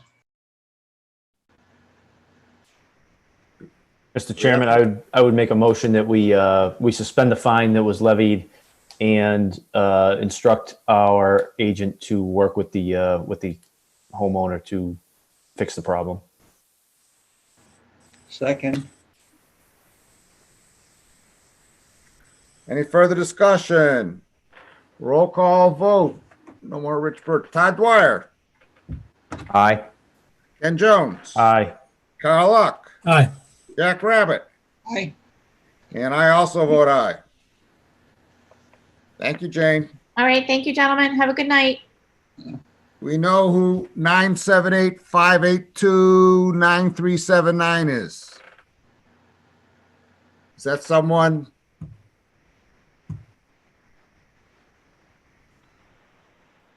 Is there some reason this person is still here? Jim Lavoy. And what's he for here, Matt? No, He's one of the abutters for the Gary Williams issue. Gary Next. Oh, okay. Well, then let's take up Gary Williams next.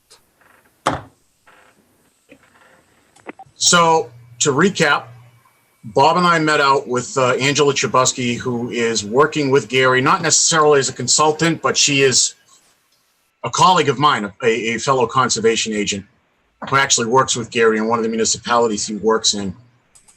She reviewed the situation with him. She reviewed our bylaws. She told him why he was in trouble.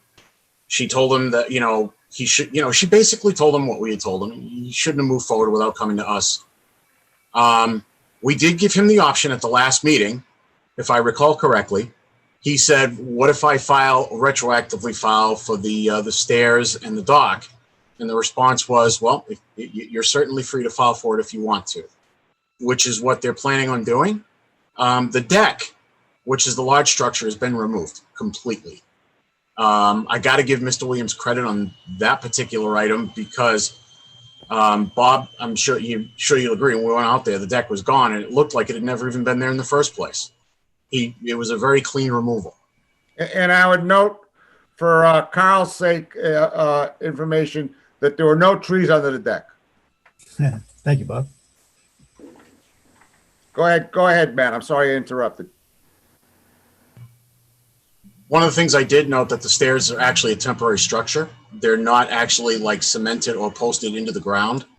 It's basically, they're just put on planks with a pin that goes in the ground to hold them in place. They are removable. But he will have to apply to you guys for consideration. Whether you allow it or not is up to you guys. But he did say he was free to apply, and that's what he intends to do. However, I wanted to point out that he has complied with the respect to the deck. He has removed it. He did it fast and he did it cleanly. And yes, going back to Bob's point, there were no tree stumps or anything under the deck. Mr. Chairman, if I can ask, we saw pictures that you had taken of trees that had been felled, and those were not part of the deck, were just basically the trail? Is that what they were? Yeah, they are along the trail. They weren't cut down to make room for the deck. They were cut down along the ATV or UTV path, out there to the end of the peninsula. That would have to be taken into account in the filing. We would have to evaluate the remaining tree canopy to see if it's satisfactory, and you guys would require replanting.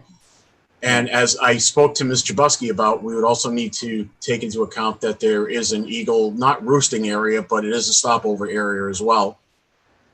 We'd have to make sure that, the types of trees that are left are still favorable to them, that the activities that would take place wouldn't disturb them, et cetera, et cetera. So I want to do a straw poll and hear from everyone who's still here, how they feel about this. I mean, we did order, Gary to remove everything. He's removed the deck, and he has not yet removed the stairs. And so he's asking, can he leave the stairs while he applies to the commission to see if we would allow him to leave the stairs? And so how do we feel about that? I'm going to start with Todd. Thank you, Mr. Chairman. I think seeing how responsive he was to remove the deck, I think it's reasonable to infer that he would be as equally responsive to remove the stairs if we disapprove him keeping the stairs. And so I don't have an issue with him staying in place. I guess One thing I wanted to point out real quick while you're taking this into consideration is that, Bob, if we recall, we did note that there were no trees removed for the steps. It was based on an established path where there was a swing that he had removed. Ken. I guess I guess I didn't really know that there was a path there prior to the stairs being put in. It may actually, depending on the filing, it may actually be an improvement over what was there if it's going to prevent further erosion. So I guess I'd be willing to look at a filing and make a determination then. Carl? Yeah, Mr. Chairman, a couple of things. I foresaw this coming, which is why, if you recall, at the vote last week, I wanted to make it very clear that our vote was to remove the stairs, and that was agreed, that was what we voted on. And the applicant was there, and he made no comment and did not push back on that at all at that time, and ask us if he could leave the stairs until he filed. Clearly, he always has an ability to file, but we did direct him to remove the stairs. And I don't know why we're second guessing our vote. And again, that's why I asked that night, and everybody that night was firm on the stairs need to be removed. Regarding the swing, I know very well the swing is about 50 feet or more down the peninsula from there, and there is a lot of erosion from people swinging.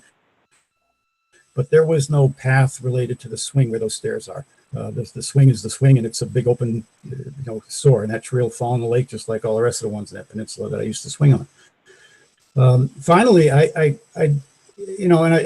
feel bad for Gary, and I understand, if he's going to ask to leave the stairs where they are, reluctance to take them down, but we said they need to come down, and there's no, we have stair issues on this lake. I can tell you that the owner of a peninsula on the other end of the lake asked me this weekend if he could get permission to put stairs on the end of his peninsula as well from the conservation. I hope he was joking, but we've got a pretty blatant violation. We've got people driving by there every day, seeing that that he's just proving the old adage on Lake Shirley is just do it, and they'll let you get away with it. So, if he comes back with if he should remove the stairs, if he comes back with an application to put stairs back there, and we say, okay, great, then that's good. But I personally don't know that that's the right place to put stairs if you allow stairs on that peninsula at all. There are other places that are, I think, better suited, to access the peninsula. So again, I think we need to stick to our guns and not send a message that if you do it, you're gonna get away with it. You just have to fill out some paperwork and come and get it blessed. So Thank you, think we Carl. need to- Jack we need to send a Rabbit. message. I share some of Carl's concerns with regard to people just moving ahead and doing it.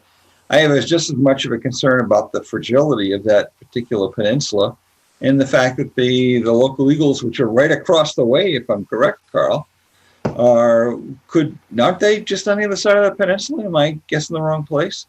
They're further up towards our house. So I know we just haven't seen enough information right now to make a determination. I'm assuming he's going to put a dock down the bottom of those stairs, so the area would end up with a higher traffic pattern. He has a dock at the bottom of the stairs. Just now, have it- Jim. and did we approve that dock? No. No. Okay, so now you get two strikes here. I'm feeling that we give, if you want to play a funny game here, we could come back and say, okay, that has to be removed within 60 days. And if we decide we can come back and decide whether or not he holds it, through the new submission. And otherwise, in 60 days, it's out of here, or 30 days, or whatever it makes sense. But I'm agreeing with Carl, and especially now that I didn't know that it was under approved dock, there's a pretty big violation still standing. And they've thrown us one bone. We had agreement they were all going. So I'm kind of moving in Carl's direction, but I'm thinking there could be a timing where it gives us a chance to evaluate what the real impact is on this. And that's how I'm feeling right now. If I may, Mr. Chairman, really quick. Go ahead. So Jack, is what you're saying, and I wouldn't go as far as 60 days. I think a filing could happen pretty fast. I mean, the person he has working with him, Angela, knows what she's doing. Mm-hmm. So basically give him 45 days to remove the stairs. If in the interim, he turns around and the dock files, makes a deadline. And then you guys do whatever it is you guys decide you want to do. I mean, that would be up to the commission at that point. Yeah. The other thing I wanted to inform the commission of, that I was informed by Mr. Williams that he doesn't really want anyone walking on the property unaccompanied. He's more than happy to accompany anybody anytime they want to go. He'll be flexible with the time. But if the commission is going to go back on the property, he would rather be present, which is his right.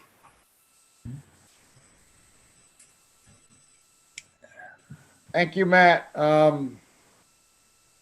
I agree with Todd and Ken that I don't know if we'll allow on the one hand, I don't know if we'll allow the stairs or not. And to call them a temporary structure, I mean, the stringers are made out of laminated beams, if you can picture that. I mean, those are pretty expensive stairs. They got big laminated beams on either side as their stringers. But if there's even a chance that we would allow them to keep them, I think we should allow them we should give them the 45 days because to take in, the disturbance to take them out and put them back in, I think we should allow them the 45 days as I believe Jack suggested. So I don't think this requires a vote unless someone disagrees. Mr. Chairman. Yes, Carl, go ahead. I guess I do disagree. It's a very serious, blatant and visible violation. And it's like we're reluctant to make him do some work that maybe he won't need to do. But I think that's the price you need to be prepared to pay if you move forward and do things like this without proper process. I think if we do waiver, I think 45 days is way too long. He's already had 2 weeks. So, 2 weeks have already gone by. We don't have an application yet. And 45 days is halfway through the summer. All people are going to be doing is seeing that, well, yeah, I guess he got away with it, because they don't watch these meetings. And so, if it's anything, 2 weeks. I mean, if you want to throw him a bone, I don't think this behavior should be reinforced and condoned. And I certainly would expect that, there hasn't been much talk about the restoration. I mean, there were trees removed and so forth. Whatever he comes in here with in hopefully 2 weeks. And again, why would it take more than 2 weeks? He's already had 2 weeks. He's already started the work. This is not something that should take 45 days to get to us by a long shot. So I would say if we don't have an application by our next meeting, if we don't have a valid, acceptable with all the correction, including restoration, if we don't have one by our next meeting, then, and that steps are still there, then I think we should consider starting fines. Matt, do you think it's possible for them to submit an application by our next meeting? Well, yeah, I mean, going along to what everyone was saying, my suggestion was going to be that they give us an application to apply for the July 17th meeting, which is the meeting they're going to be able to make based on our advertising requirements. Right. That would essentially give them a 30-day window to do the work, as far as we give them a firm deadline, 30 days to get the structures removed and to file a restoration plan. However, in the meantime, if they file to keep the material, it would just ensure that this issue doesn't drag on any longer than 30 days. I mean, we've given other people that have had more egregious violations longer times in order to do their planning. So I think at this case, trying to balance it out here, you give them the filing. So the filing would have to come in within like a couple of weeks in order to make sure you meet the July 17th hearing. And that would give them essentially a 30-day window. I'm sorry, it's the July 15th meeting, not 17th. So it's a little under 30 days. So they would file for restoration. I know they're going to file to keep the structure, but by the same token, it would put it on hearing. It would actually wind up making your decision actually a lot more official than just going under enforcement at this point. Mr. Chairman, I have a motion I'd like to make. Go ahead, make a motion. I'd like to move that we, if we have not received an acceptable filing by our next meeting, that we notify the owner of this, that if we haven't received an acceptable filing, that would be entertained in as Matt said, on the 15th or whatever, that we would then consider fines starting at our meeting. We have a second. Second. Do we have further discussion? Yes, Mr. Chairman. I tend to favor Carl's approach, but my thought is, should we break the application into two parts?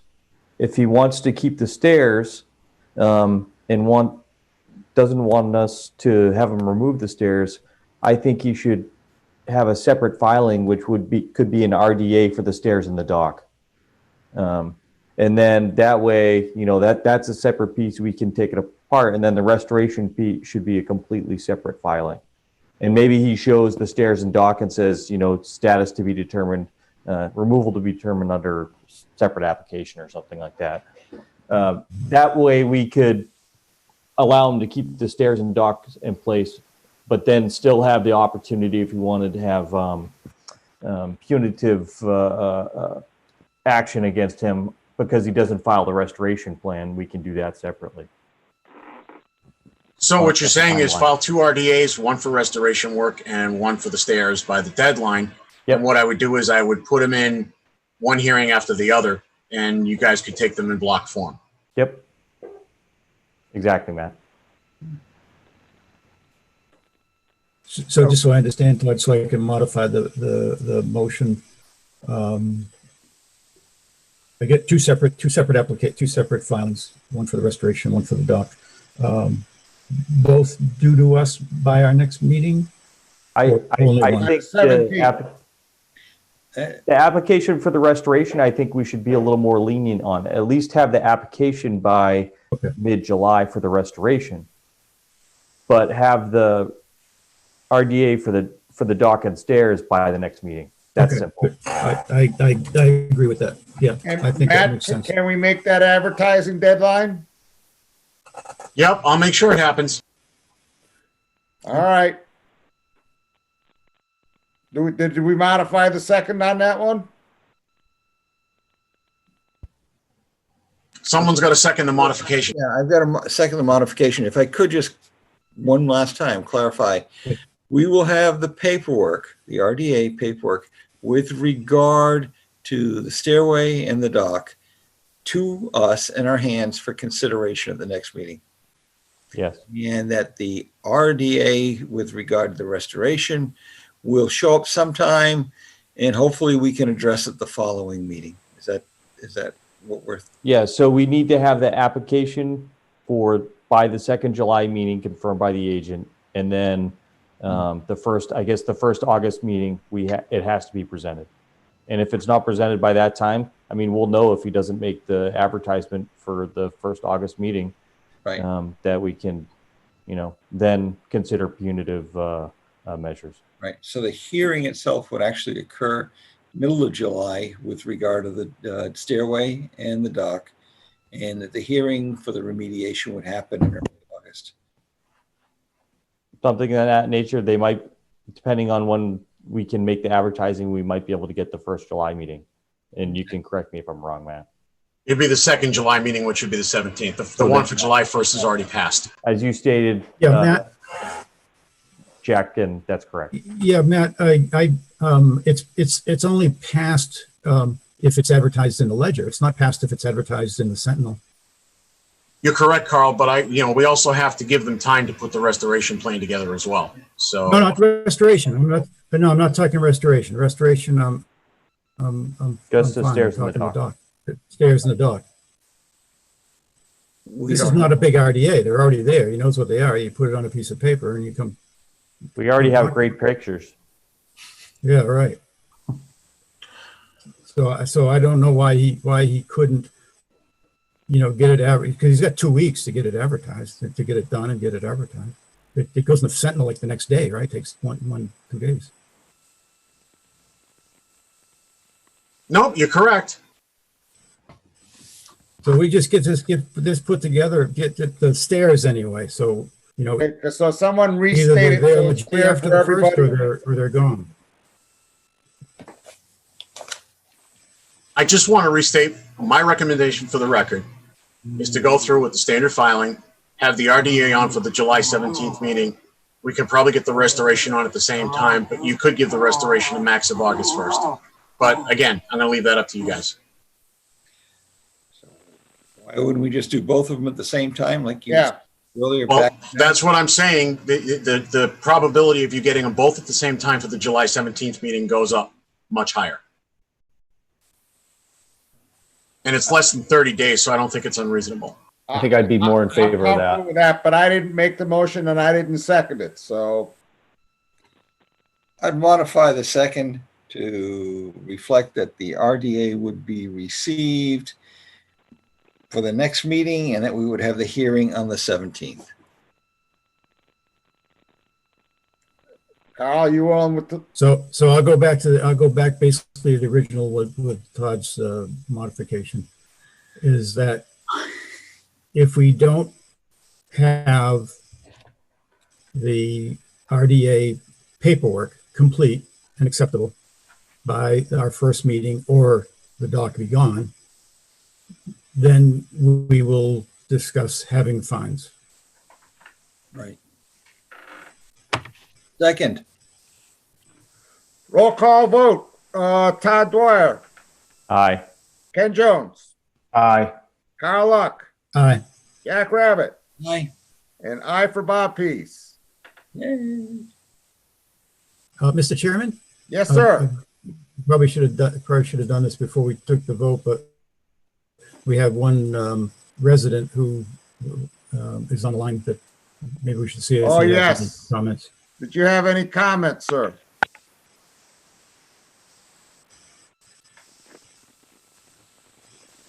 Jim, did you have any comments? Can you hear me? Yep. Okay, yeah, limited. I mean, the board has already voted, so what you're doing is what you're doing. But it does disturb me because, I mean, this is just getting dragged on, and I can see the game that's being played, and there are people out there all the time. And it's just opened up that esker to more and more activity. I mean, as I said before, when I spoke before, we had activity of 3 rope swings over there. He's cut 1 rope swing, fine, whatever. And I don't want to say anything about the rope swings. People are having a good time. But, I mean, it is activity on the esker. And now we have this thing at the end of the esker drawing every bit of activity down there and all the boats coming in to the dock, going up the stairs. And, an argument could be made that it was worse that he took the deck down because now they go up the stairs and they go onto dirt.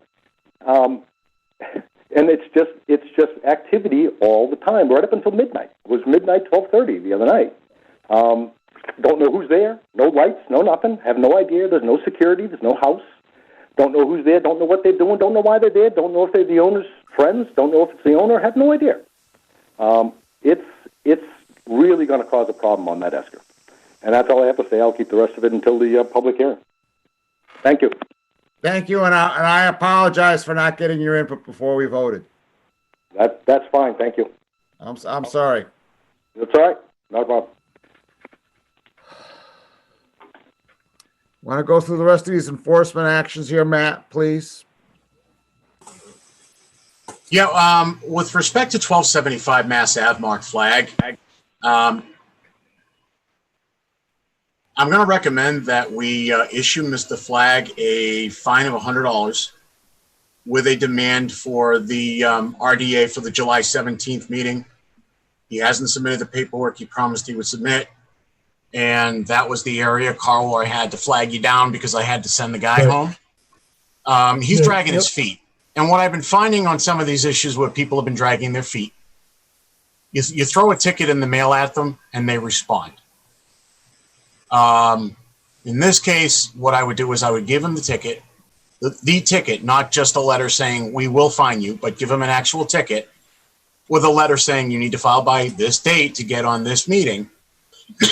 Excuse me. And if you don't, the fine will be implemented, will be made official, and there could be more issued.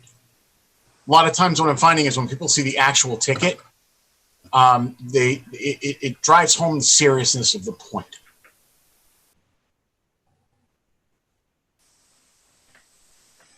I mean, let's face it, I didn't get responses on a couple of our issues until I sent out fine tickets. Then I got responses within like days. Do we have a motion? Mr. Chair, I motion that we follow the agent's recommendation for a fine of $100 to be issued along with a letter notifying the person at 1275 Mass Ave that an RDA will be required for the July 17th meeting. Do I have a second? Second. Any further discussion? Todd Dwyer, Aye. Jack Rabbit, Aye. Ken Jones, Aye. and Carl Luck. Aye. This is a lot easier when there's not 35 participants. Wait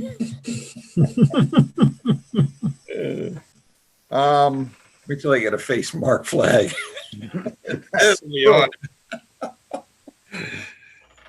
I can't wait till the next time I ask them to cut trees at the Woodlands. No. Let's see. Anything else on enforcement here, Matt?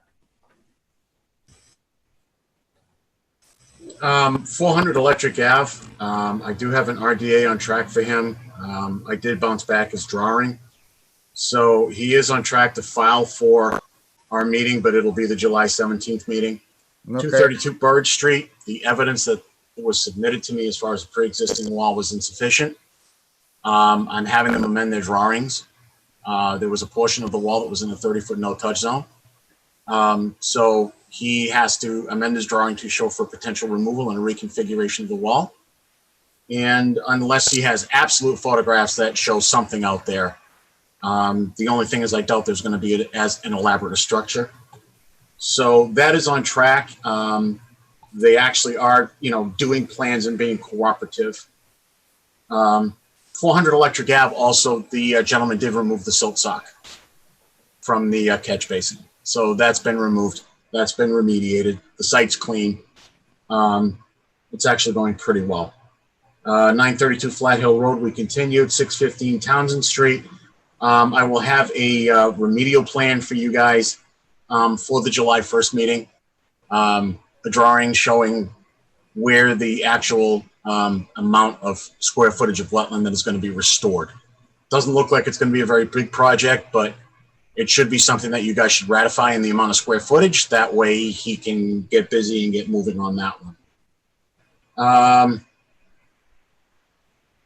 Let's see, what else? 164 Page Street. The gentleman did actually Saturday afternoon. He didn't remove it Saturday morning, so it must have been Saturday afternoon considering the amount of times I was by there this weekend. Did move the trailer out to the front yard. However, he still needs to remove it, totally off the property. He told me on the phone after he received his fine that he actually sold it and someone's supposed to be coming to pick it up. However, when I asked, he didn't give me a time frame. So I don't know how you guys want to approach it from here.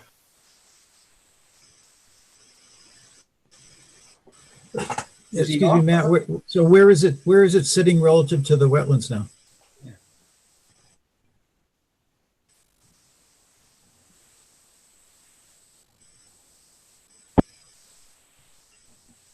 Technically, it would still be in the 100-foot buffer zone. However, it's greater than 30 feet away now, greater than 50 feet. It's probably about 60 feet away. It's right on the road. Thank you. It actually is very close to the road. I mean, you drive by it, you can't miss it because it practically slaps you in the face as you're driving by. And you can't miss a structure like that. Exaggeration. It's in the side yard. It's probably 10, 15 feet across away from the road. At least that's what I remember when I drove by. I don't know. I mean, I noticed it immediately. So to me, that's a slapping the face thing. That's why I say it that way. But that's progress. It is progress. I'd be inclined to give him a little bit of time to if he did actually sell it, to get it out of there. He asked he did what we asked him to do by getting it out of the wetland. So I think that at least shows good faith that he's willing to do something. I know it's been going on I'm for a not long sure it's time. still a violation anymore. How many days did you want me to give him to have it taken off the property?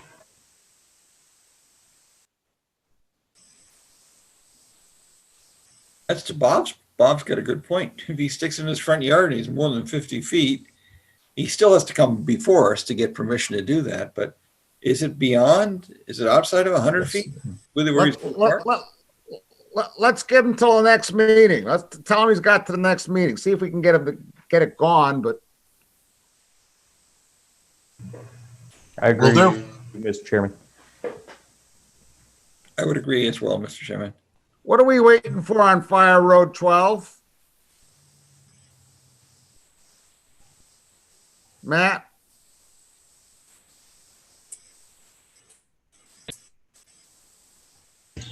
Sorry about that, Bob. I was in the middle of typing on the minutes. All right. Fire Road 12, I have a meeting with Heather next week to discuss the approach for the removal. Okay. She's been kind of tied up, so. I guess. Yeah, that's totally understandable. Not on the agenda is the 179 Island Road that will be on the next agenda. I didn't get the deed restriction amendments that you guys asked for. until last Friday at 6:45 in the evening. So I sent that off to Adam Costa for his review.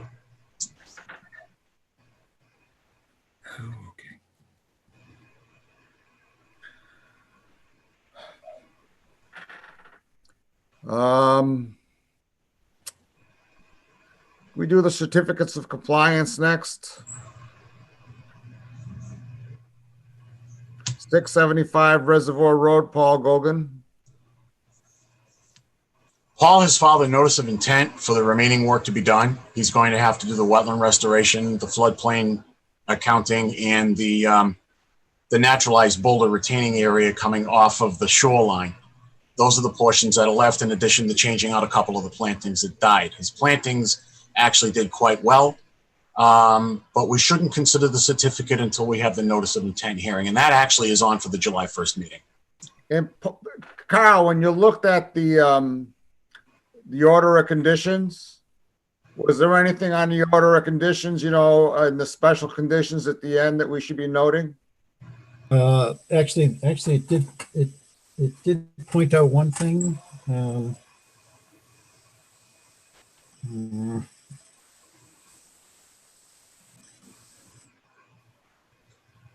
I didn't make a note on it, but it did. But I can refresh that for the next meeting.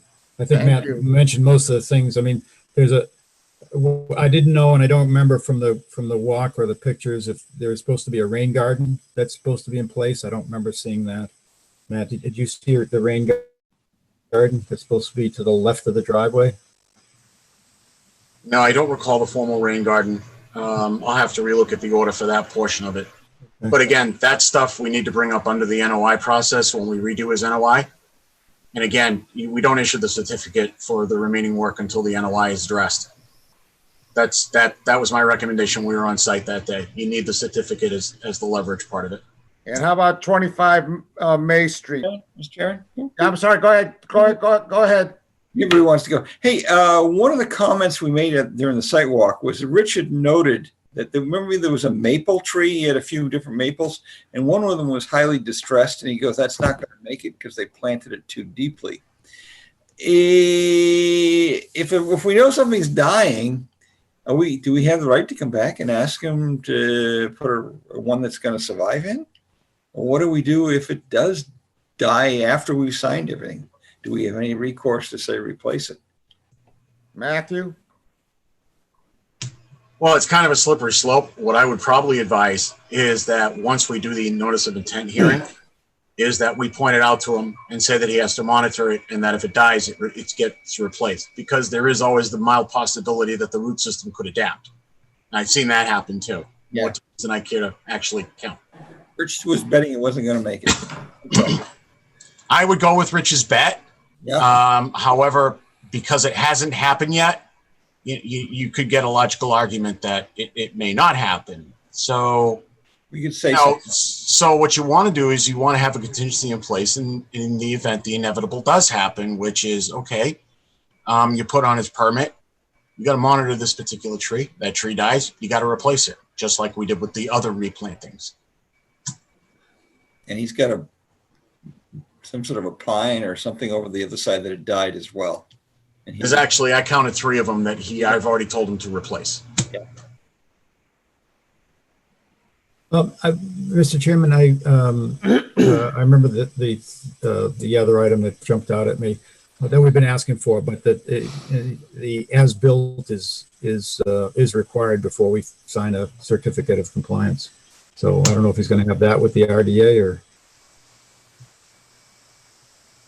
he should, at least according to the order of conditions, condition 26, and as-built, signed and stamped. So Matt, let's ask him for that. Well, again, as I also pointed out on site, he's filing an order of conditions for the remaining work that wasn't done under the prior order. So my recommendation is to require the as-built on the new order of conditions instead of the old, because you're basically just going to reinvent the wheel. You also might wind up imposing other conditions that may be different from the original order that should show up on that as-built. You could ask him during the notice of intent process as part of his order of conditions for a progress print, which he would be liable for, Todd, but not necessarily a formal as-built. Carl, I want to. I guess as long as we don't, I want to hear what Todd has to say first. I'm sorry, Carl. no, sir. I guess I'm a little puzzled. I don't recall from the last meeting, is the applicant asking for the cert of compliance for an issue with the property? He did put in for the certificate. I had told him to give us an as-built. Instead, he gave us a letter from Hannigan with a couple of photos. I was still waiting for the as-built, but in the meantime, when I researched his file, I had noticed that his order of conditions essentially expired a few weeks ago. Oh, So now that his order's expired and there was still work that we had asked him to do when he came before us before that, we had asked him to complete the wall. But, you know, upon inspection and upon review of his file, there's more than the wall that needs to be completed. So the legal remedy to that is to have him refile a notice of intent to complete the remainder of the work, recondition it, recondition the requirements for the as-built because we may want more information than what we did in the original one, and then let the old file go as far as a certificate. But you don't do that until you approve a new one. I guess I'm wondering, can we, make a motion to extend his certificate or his existing application that expired, extended from the date of expiration a year rather than a new application? Unfortunately, we're unable to do that because legally he has to put in his request 30 days before the order expired, and he didn't. Okay. Now, Carl, did you have something more? No, I'm just also confused. As long as we don't sign a certificate of completion for work that isn't complete, which I'm sure we won't do, then I'm okay. No, you don't sign off on anything until you approve a new order of conditions. Then it's the new order of conditions that's going to give you the leverage. And you don't want to sign a certificate saying file the new notice of intent and then give him a release on the work that he's done, because then you're just going to lose your leverage. And it, gives him the ability to drag his feet. He needs the certificate. So you essentially just say, okay, you filed a new notice of intent, which he already's done. So then we have the hearing on July 1st. We either continue it or condition it, and then consider the certificate of compliance after.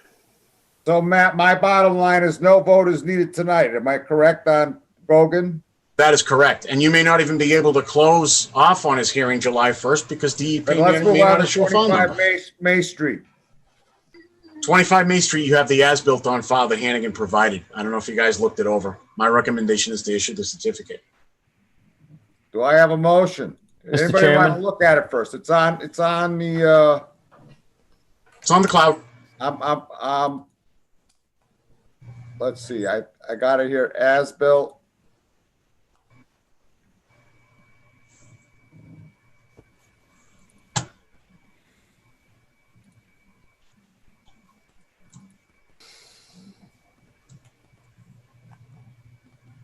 Here it is. Let me share it with you so that you know what I'm talking about.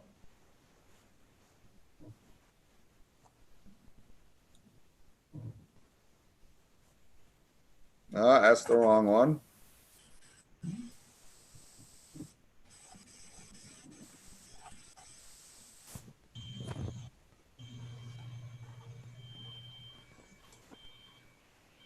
Here we go. Here's the as-built. And we could see the tank when we did the site visit. You can see the two, you can see these two, the two access points sticking out of the lake. Yeah. Do I have a motion? Mr. Chairman, I would make a motion that we issue a certificate of compliance for 25 May Street. Do I have a second? Second. Second. All those, roll call vote. Todd Dwyer, Aye. Ken Jones, Aye. Kyle Luck, Aye. Jack Rabbit, Hi. and I for myself. Getting closer. Eh,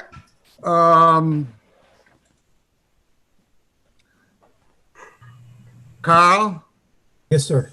would you be all right with you if we did the draft violation letter template next meeting when we supposedly only are going to have 5 hearings? No, that's fine. Give people more time to read it. Did you have some, Matt, did you want to do the office reopening progress report? Yeah, so we reopened the office last week. We're fast getting back into the swing of things. Working from home always has its benefits, but I found that, I could only go so far because my work is dependent on also interaction with other parts of the city office, the town offices. Lead time would be a lot slower just because of the logistics, not through anybody's fault. I mean, that's just the ramifications we have for the pandemic, but things are starting to fast pick up. I've got the order signed. I'm starting to log them into EDEP for the official issuances. I've got checks coming in from people for the recording fees. I'm going to take them down to Fitchburg and record them myself to ensure that they get recorded properly. It's already starting to look up. The office is probably busier than it's ever been at this point, both from catching up on other things from the pandemic when I had to work from home and from all these new files that we've had coming in. Plus, I've also been working on getting the documents or helping to get the documents together for the closing on the Saliba grant, which is coming up this month. Tell us about LSIC updates. LSIC is going to be in for the July 1st meeting. Essentially, Dominic's initial survey found that there was, and he's attributing it due to the lack of drawdown, that you now have two other weeds that are starting to make their presence more widely known: clasping leaf pondweed and grassy pondweed. And it's showing up to the point where he's concerned. He's actually going back out on Monday to do another survey verification. They're going to put the data together for us and present it for the July meeting. What were those two Potamogetans? Clasping leaf pondweed. Clasping? Yep. And grassy pondweed. Thank you. So, how long do you think they're going to be on July 1st? I think that, the data is going to speak for itself. It depends on how long you guys feel you need to interact with them at that point. I would think no more than a half an hour. Okay. Will we have the data before the meeting so we can at Yes. least look at? Okay. Yep. All right. Will we have it as consistent with the order of conditions? Because it's like, I forget how many days it is, but it's not, 2 days before. No, I've reviewed the order of conditions with Wendy, so we should have a decent filing in a decent amount of time. All right. Is this thing on July 1st, is that going to be a request to treat? It's unknown at this time. It depends on the results of his survey. Okay.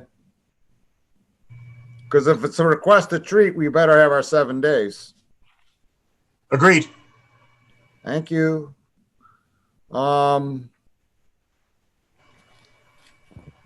Trails grant, they finally issued. I've asked for 3 POs so far. They got held up in the bureaucracy. They just got issued. So we have a PO issued for Mackey's, a PO issued for MRPC, and a PO issued for trail signs. And I got to go back with Jack a little bit more to issue the PO for the gates. But we'll be able to purchase at least 5 or 6 gates. And then I got to do a PO for the trail markers, but we are making slow and gradual progress. Minutes, May 6th. Matt sent out revised minutes for May 6th. I move we approve the May 6th minutes. Second. Holy mackerel. Roll call vote. Carl Luck. Aye. Ken Jones. Aye. Tad Dwyer. Aye. Jack Rabbit. I even read them. God. I for myself. May 20th. I move we approve the May 20th meeting. Holy mackerel. This is too good to be true. Ken Jones, Aye. Kyle Luck, Aye. Jack Rabbit, Aye. Todd Dwyer, Aye. I for myself. And I'll have the minutes for the, I have the minutes for the other June meetings. Yep, I have the minutes for the June meeting ready for the July meeting. I just Super. haven't had the chance to complete them. super. Any committee reports? That's a no. Administrator reports, action items. Administrator's determination, 67 Island Road and 68 Hemlock Drive. You guys have the pictures on the files. The 68 Hemlock Drive, they are essentially very large trees in the front of Mr. McNally's yard. I have pictures of them. I believe I uploaded onto the cloud. I don't know if you guys are looking at them or not. Where? Yeah, I'm looking at the 67. And I see. That was one that we approved at the last meeting. That was the one you guys said was okay at the last meeting. I just needed that ratified. At 67? 67 Island. It was 2 trees. Wow. He was replanting one. Where are you seeing that on the cloud? Let me take a look, see. Administrator's determination. Oh, duh. Thank you. Bob, did you just say duh? I did. So we've already, I don't remember seeing these pictures last meeting. I mean, these are big, beautiful, healthy trees. Okay, we have 2 trees. We have the one pictured there and that other one, which is a Crimson King maple, which is leaning over the house. That's not a very healthy tree. For its age, it's got a very basically, I would call it an emaciated stem compared to other maples I've seen of that variety. Which one? I'm looking at, this is 67, right, Matt? Yep. One of them shows the maple next to his house. One has like very red leaves. Yep, that's the Crimson King. Yep. And this other one here. And what was wrong with that one? Well, I mean, it's hard to see from the picture, but it's basically dying from the top down. So he's indicated a willingness to replace this tree. Okay. So he's going to replace this tree. The other one he doesn't want to replace. This one he will replace. And the other one is the one that's green on the near the retaining wall. That's correct. And what's wrong with that one? That's the one I said is dying from the top down. Okay. In the future, when we have these, can you take a picture of the part that's a problem? Because this from here in this picture, I can't see anything but healthy. Yeah, I noticed that. I apologize. Yeah, I'll make sure that I get better pictures on that one. So is he going to replace this one too? With looks like That's the tree. That one, the green tree, is the one he's going to replace. He's actually going to plant one close to the shoreline instead of planting it in its place. I mean, it's planted behind a retaining wall, so he's going to plant it close to the shoreline.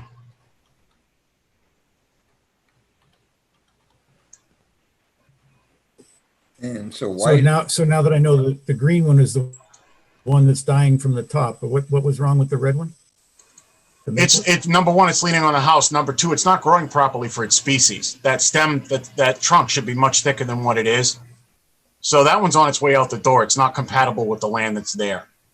So essentially, when he cuts those 2 trees down, one he's going to plant closer to the shoreline, would actually wind up increasing the shade value a lot better than what's there now. Right now, those trees have absolutely no shade value other than to his roof.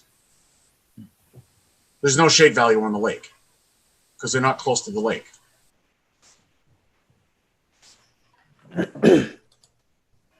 This is 67 Island? That's correct. Matt, is this Canavinos? Well, it was Canavinos. It's now Jared Crowley. Yeah. Jared's the contractor we had that did the work on Hollis, which, by the way, he put in a bid for the kitchen as well. So he's I got- think moving that tree closer to the water is gonna be more beneficial to the lake than what's there now. And I would agree. You can see it on the green tree. I mean, you can see some of that dead coming down from the top. So I think that I'm fine with it. So he's got 2 trees here that look like they're 8 inches or more each. Is he replacing them with 4 trees? No, he's replacing it with 1. There are 2 trees. He's going to replace it with 1. Our new formula, though, doesn't it call for? Well, that's a formula that you do under an RDA or an NOI. This is the administrator's determination, which you guys made for when you have a minor project with either a tree that's on the outskirts of the buffer zone or a couple of trees are dying that may or may not need to be replaced. In this case, he's going to replace the 2 trees with 1, and the 1 tree is actually going to be more beneficial to the lake than the other 2 are now. The other 2 provide absolutely no benefit. But I'm concerned about this process, Matt. What we're saying is, if this was an RDA and they removed these 2 trees, we'd be having them replace it with 4.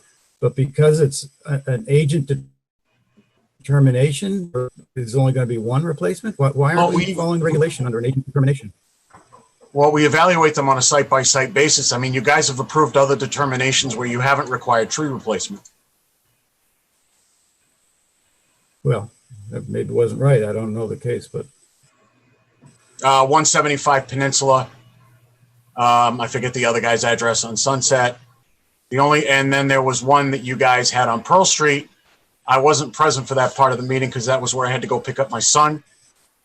She cut down a tree or 2. I forget. I think it was just 1. And you required her to replace it with 1. Whereas if you're going by the definition you're giving me now, you would have wanted her to replace it with 2 or 3. I mean, again, that's what the site-by-site basis is for. If it's heavily vegetated already, I understand. Well, let's take these one at a time. Let's look at 32 Brookview. Tell us 32 about Brookview, that's an interesting one. Are you screen sharing, Bob, or did you want here, me? I'll screen share. 1 second, it'll take me a minute. is that on a later agenda? I don't see 32 on this agenda. I don't see Brookfield. Oh, you're right. was- It's not on the agenda. Never mind. It was on the other one. That was the confusion with the clerk's office, but you guys want to wait on it, we'll wait on it. I don't care. Okay, so then let's look at 67 Island and let me screen share. If I can figure out how to You do mean this. Hemlock, 68 Hemlock. All right, let's do 68 Hemlock.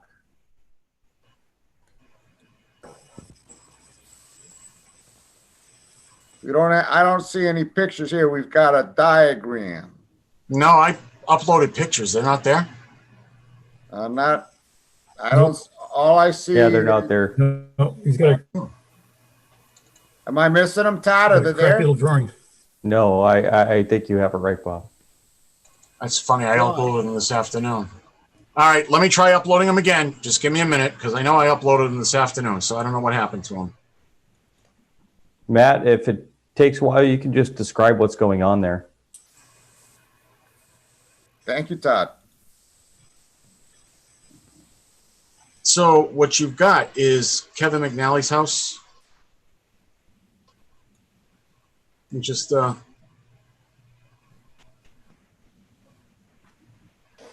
McNally has a few trees that he's got diagrammed he's got a bunch of them that are out of the buffer zone that are old pines that he's cutting down. He's not taking every tree down. There's a bunch of healthy oaks that he's going to be leaving up. Matt, when you say out of the buffer zone, are they outside the 50 or are they completely out of the 100? Completely out of the buffer zone. So would it be, we just say they're out of the buffer zone, they're not in jurisdiction? No, the trees you got diagrammed aren't. There were a bunch more that he's got that are out of the buffer zone. Oh, okay.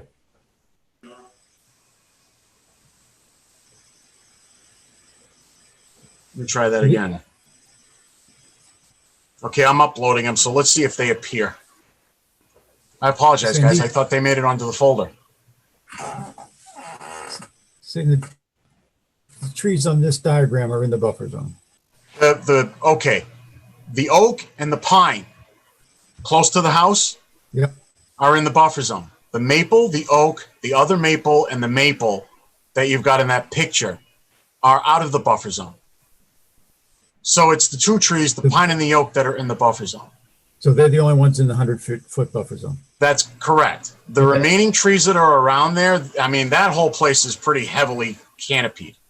Matt, In between the maples and the oak and the maple that he's looking to cut down, that there are a lot more healthier oaks that are around there that he's leaving. And that goes all the way down to the side of his house. And that canopy will be more than sufficient remaining.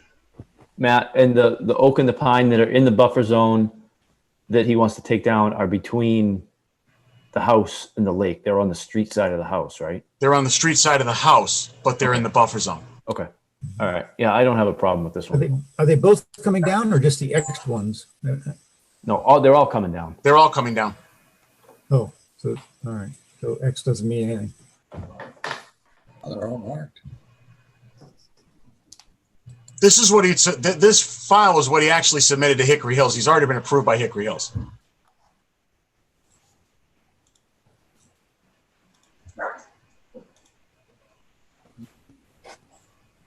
This house is right next door to where they're building the stone wall and right down the street from where we approved the new house for Hudson's. Yeah, this is Hudson's over here.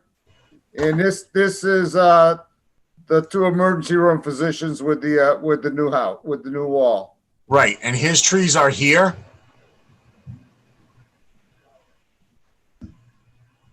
You go in the yellow, the trees are there. And then you could see the two trees right on the property line over by his house. The line's off a little bit. Those trees are actually on his property. Okay. And it's the canopy that crosses over. But those two trees that are by his house are the ones that are in the buffer zone. All right. What do we need? Do we need a motion or are we? Yeah, what do we let's have need a here? motion. I would make a motion that we approve the agent's determination for 68 Hemlock Drive. Second. Second. They are on the cloud now if you want to take a look at them. Ken Jones, Aye. Todd Dwyer, Aye. Carl Luck, Aye. Jack Rabbit, Reluctant, aye. Bob Pease, aye. And 67 Island Road. I move we accept the agent's determination on 67 Island Road. I would second that. Any further discussion? Todd Dwyer. Aye. Yeah. Go ahead. No, go ahead, Carl. Well, I think we should be replacing the trees per our regulation.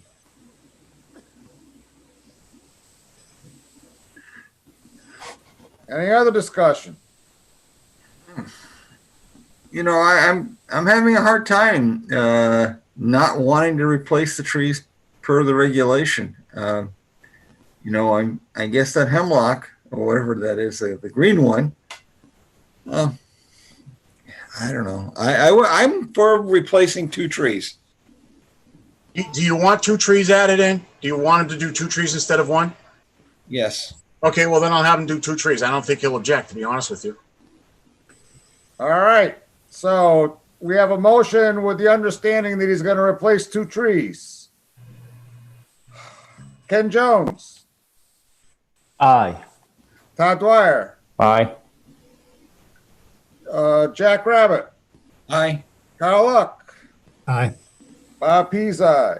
Oh, and the two trees, they will be planted near the shoreline. Thank you. Okay. So much the better. Any 30, I would urge you guys to, one at a time, maybe in between meetings, come with me to 32 Brookview. It's a pretty unique setup.